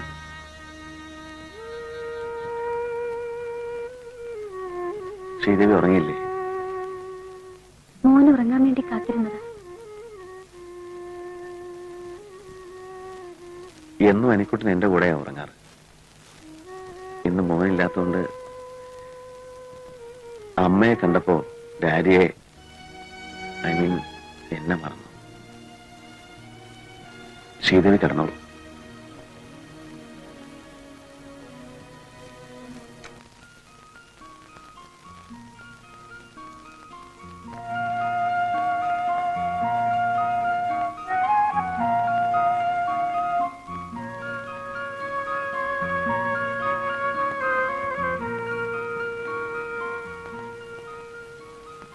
സാർ,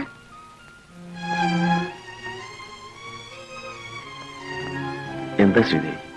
സാർ, എന്നെയും മോനെയും നാളെ രാവിലെ ഇവിടുന്ന് പോകാൻ അനുവദിക്കണം. എങ്ങോട്ട്?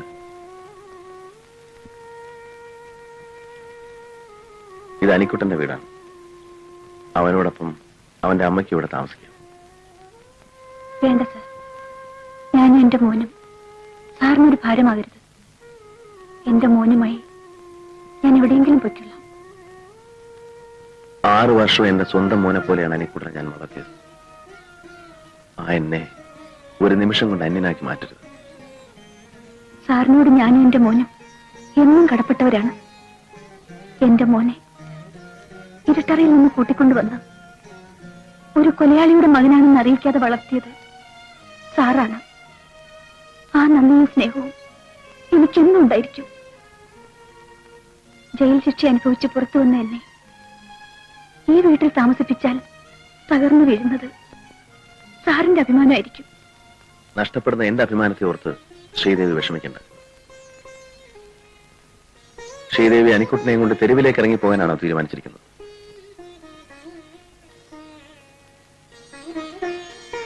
ശ്രീദേവിയോട് പോകരുതെന്ന് എനിക്ക് പറയാനാവും. നിർബന്ധിച്ച് ഇവിടെ നിർത്താൻ എനിക്ക് അവകാശമില്ല.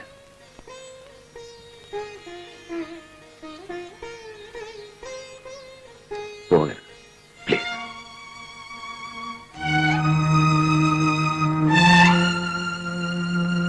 Ladies and gentlemen, Indian Airlines announces the arrival of flight IC-167 from Bombay. Thank you.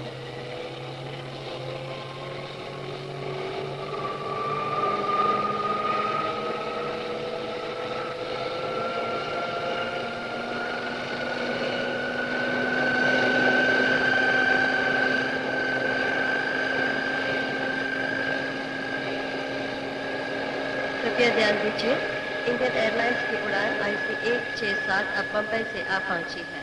धन्यवाद.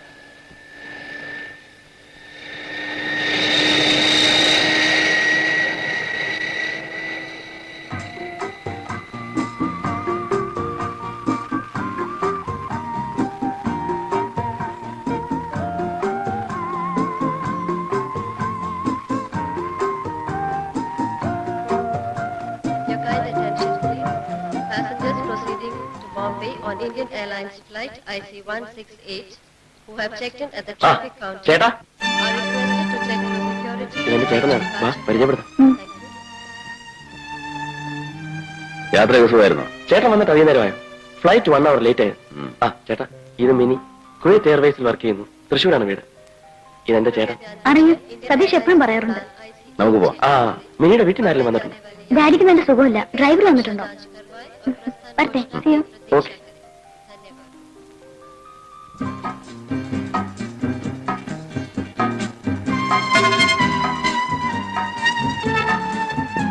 ചേട്ടാ, ചേട്ടനോടൊരു കാര്യം ചോദിക്കുന്നതിൽ വിഷമം തോന്നരുത്. ചേട്ടൻ ഏതോ ഓർഫണേജിൽ നിന്നും ഒരു കുട്ടിയെടുത്ത് വളർത്തുന്നു എന്ന് കേട്ടു. അതെ, ഓർഫനേജിൽ നിന്നല്ല, ജയിലിൽ നിന്ന്. ജയിലിൽ നിന്ന്? അതെ, ഒരു മർഡർ കേസിൽ 7 വർഷം ശിക്ഷിച്ച് ജയിലിൽ കഴിഞ്ഞിരുന്ന ഒരു സ്ത്രീയുടെ കുട്ടിയെ. ഒരു കുട്ടിക്ക് വേണ്ടിയായിരുന്നെങ്കിൽ ചേട്ടൻ മറ്റൊരു വിവാഹം കഴിക്കാമായിരുന്നു. ഞാനത് എഴുതിയതുമാണ്. ചേട്ടൻ ഈ കാട്ടിയത് നമ്മുടെ അന്തസ്സിന് ഒട്ടി യോജിച്ചാൽ. ഇന്ന് ചേട്ടൻ ഒരു ജഡ്ജിയാണ്, അതുപോലും ചേട്ടൻ മറന്നു. വക്കീലായാലും ജഡ്ജിയായാലും മനുഷ്യന്റെ മനസ്സിലെ വികാരങ്ങളെല്ലാം ഒന്നല്ലേ?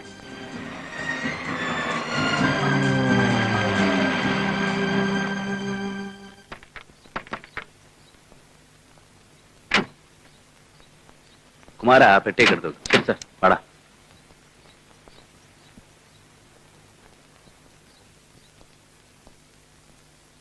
ആ, നീ അനിക്കുട്ടനെ കണ്ടിട്ടില്ലല്ലോ. അനിക്കുട്ടാ, അനിക്കുട്ടാ, വാ.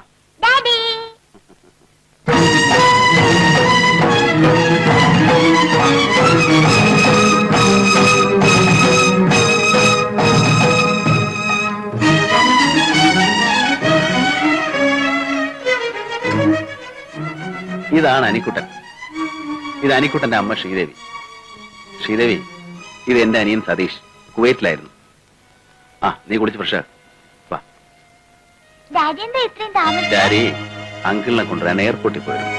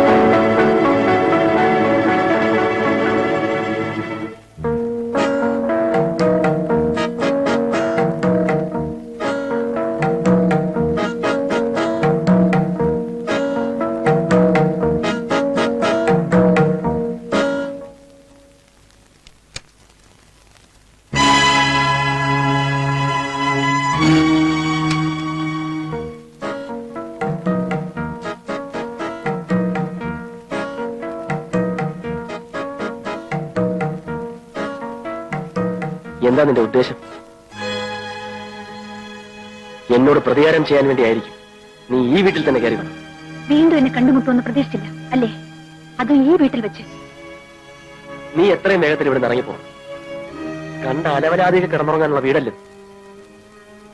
ചേട്ടനെയും നാട്ടുകാരെ അറിയിപ്പിച്ച് എന്റെ അന്തസ്സും അഭിമാനവും തകർക്കാനാണ് നിന്റെ ഭാവമെങ്കിൽ. അന്തസ് സ്നേഹത്തിന്റെ പേര് പറഞ്ഞെന്നെ ചതിച്ച് ഒരു കുഞ്ഞിനെ സമ്പാദിച്ചു തന്നിട്ട് ഒരു കള്ളനെ പോലെ നാട് വിട്ടോടിയ നിങ്ങൾ അന്തസ്സിനെ കുറിച്ച് പറയുന്നു. നിർത്തടി. കലയുടെ പേരും പറഞ്ഞ് കണ്ടവന്റെ കൂടെയൊക്കെ അന്തി ഉറങ്ങിയിട്ട് അച്ഛനാരാണെന്ന് നിനക്ക് പോലും തറപ്പിച്ചു പറയാൻ കഴിയാത്ത ഈ കുഞ്ഞിന്റെ പിതൃത്വം എന്റെ തലയിൽ കെട്ടിവെക്കാനാണ് നിന്റെ ഭാവമെങ്കിൽ നടക്കാൻ പോകുന്നില്ല. Mister Satish, mind your words. ചെയ്യാത്ത കുറ്റത്തിന് 7 വർഷം ജയിൽ ശിക്ഷ അനുഭവിച്ചവളാണ് ഞാൻ. വീണ്ടും എന്നെ അങ്ങോട്ട് അയക്കരുത്. പണ്ടും നീ ഇതുപോലെ എന്റെ നേരെ ഭീഷണികൾ മുഴക്കിയിട്ടുള്ളതാണ്. അന്ന് നിനക്ക് എന്നെ ഒരു ചുക്കും ചെയ്യാൻ കഴിഞ്ഞില്ല. അതിന് പകരം വീട്ടാനായിരിക്കും ഭാര്യ മരിച്ച എന്റെ ചേട്ടനെ നീ ഇപ്പോൾ മയക്കിയെടുത്തിരിക്കുന്നത്. ചേട്ടന്റെയും അനിയന്റെയും കുട്ടികളെ പ്രസവിക്കാനുള്ള മഹത്വമൊന്നും എന്റെ ഗർഭപാത്രത്തിനില്ല. നാളെ രാവിലെ നിന്റെ ഈ കുഞ്ഞുമായി ഇവിടെ സ്ഥലമിട്ടോണം. അല്ലെങ്കിൽ നീ ഇറങ്ങി വന്ന ജയിലിലേക്ക് എനിക്ക് പോകേണ്ടി വരും. ഓർമ്മിച്ചു.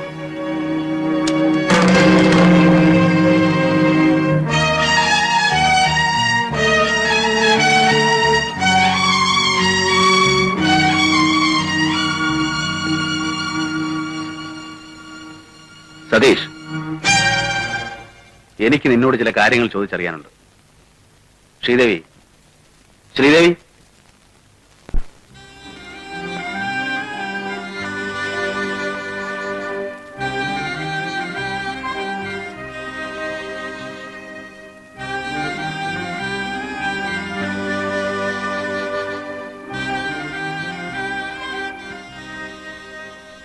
നീ ഇതിനു മുമ്പ് ശ്രീദേവി അറിയോ?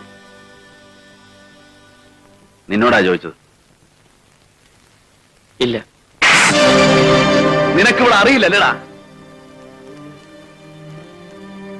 ശ്രീദേവി എന്നോട് ജയിലിൽ വെച്ച് അവളുടെ കഥകൾ മുഴുവൻ പറഞ്ഞപ്പോ അവളുടെ കാമുകന്റെ പേര് സതീഷ് എന്നാണെന്നും അവന് കുവൈറ്റിലാണ് ജോലിയെന്നും കൂടെ അറിഞ്ഞപ്പോ അത് നീ ആയിരിക്കുമെന്ന് എനിക്ക് അന്നേ സംശയമുണ്ടായിരുന്നു. അതുകൊണ്ടാണ് 7 വർഷമായിട്ട് നാട്ടിലേക്ക് വരാതിരുന്ന നിന്നെ ഇപ്പൊ ഇങ്ങോട്ട് വിളിച്ചു വരുത്തിയത്. ചേട്ടാ, ചേട്ടൻ ഇവൾ പറയുന്നൊന്നും വിശ്വസിക്കരുത്. നമ്മുടെ കുടുംബത്തിന് ചീത്തപ്പേരുണ്ടാക്കാൻ വേണ്ടിയാണ് ഇവൾ ഇവിടെ വന്നിരിക്കുന്നത്.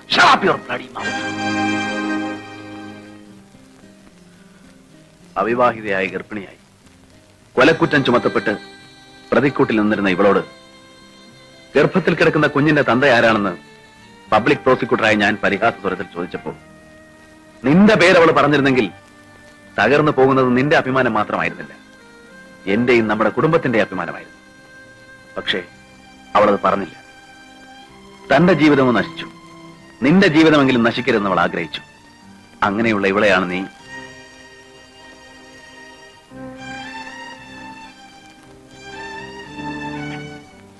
സതീഷ്. നിന്നെ സ്നേഹിച്ചതിന്റെ പേരിൽ 7 വർഷം ദുരിതം അനുഭവിക്കേണ്ടി വന്ന ഇവളെ ഇനിയും ദുഃഖിക്കാൻ നീ ഇടവരുത്തരുത്. നീ ഇവിടെ സ്വീകരിക്കണം.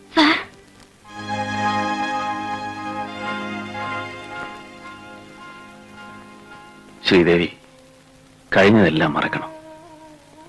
എനിക്ക് വേണ്ടി, എന്റെ അനിക്കുട്ടന്റെ നന്മയ്ക്ക് വേണ്ടി.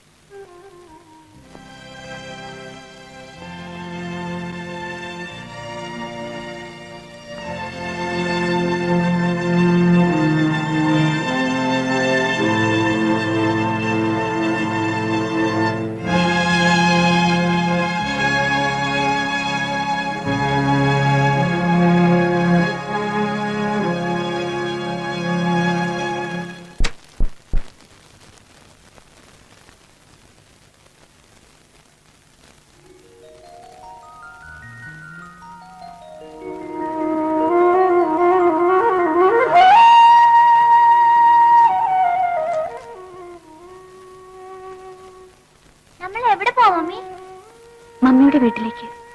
ഡാഡിയോട് പറയണ്ടേ? വേണ്ട. ശ്രീദേവി,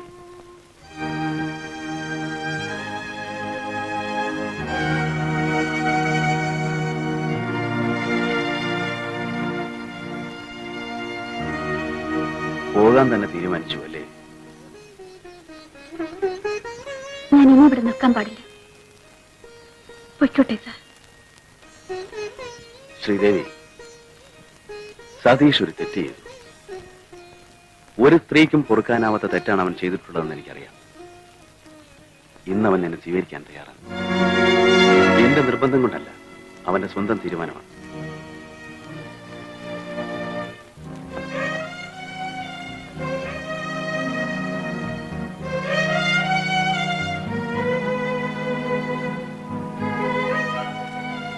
എന്നോട് ക്ഷമിക്കൂ ശ്രീദേവി.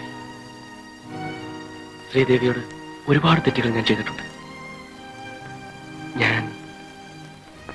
ഞാൻ ശ്രീദേവിയെ സ്വീകരിക്കാൻ തയ്യാറാണ്. ഞാൻ നിങ്ങളെ സ്വീകരിക്കാൻ തയ്യാറല്ലെങ്കിലോ? ശ്രീദേവി, ശ്രീദേവി എന്താണ് ഈ പറയുന്നത്? ഞാൻ ജീവന തുല്യ സ്നേഹിച്ച ഈ മനുഷ്യൻ എന്നെ നശിപ്പിക്കുന്ന ഒരാളെ അയച്ചതാണ്. അങ്ങനെയുള്ള മനുഷ്യന്റെ കൂടെ ജീവിക്കണമെന്നാണ് സാർ പറയുന്നത്. ഇല്ല, എനിക്കതിനാവില്ല. ശ്രീദേവി, ഞാൻ സാർ പ്ലീസ്, ഇനി എന്നെ നിർബന്ധിക്കരുത്. ഇല്ല, ഇനി ഞാൻ ശ്രീദേവി നിർബന്ധിക്കില്ല. ശ്രീദേവിയുടെ ഇഷ്ടം പോലെ ചെയ്യും. സാർ,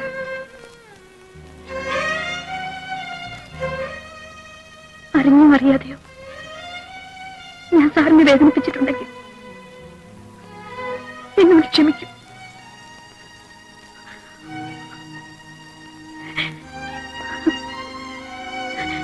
വാ മോനെ.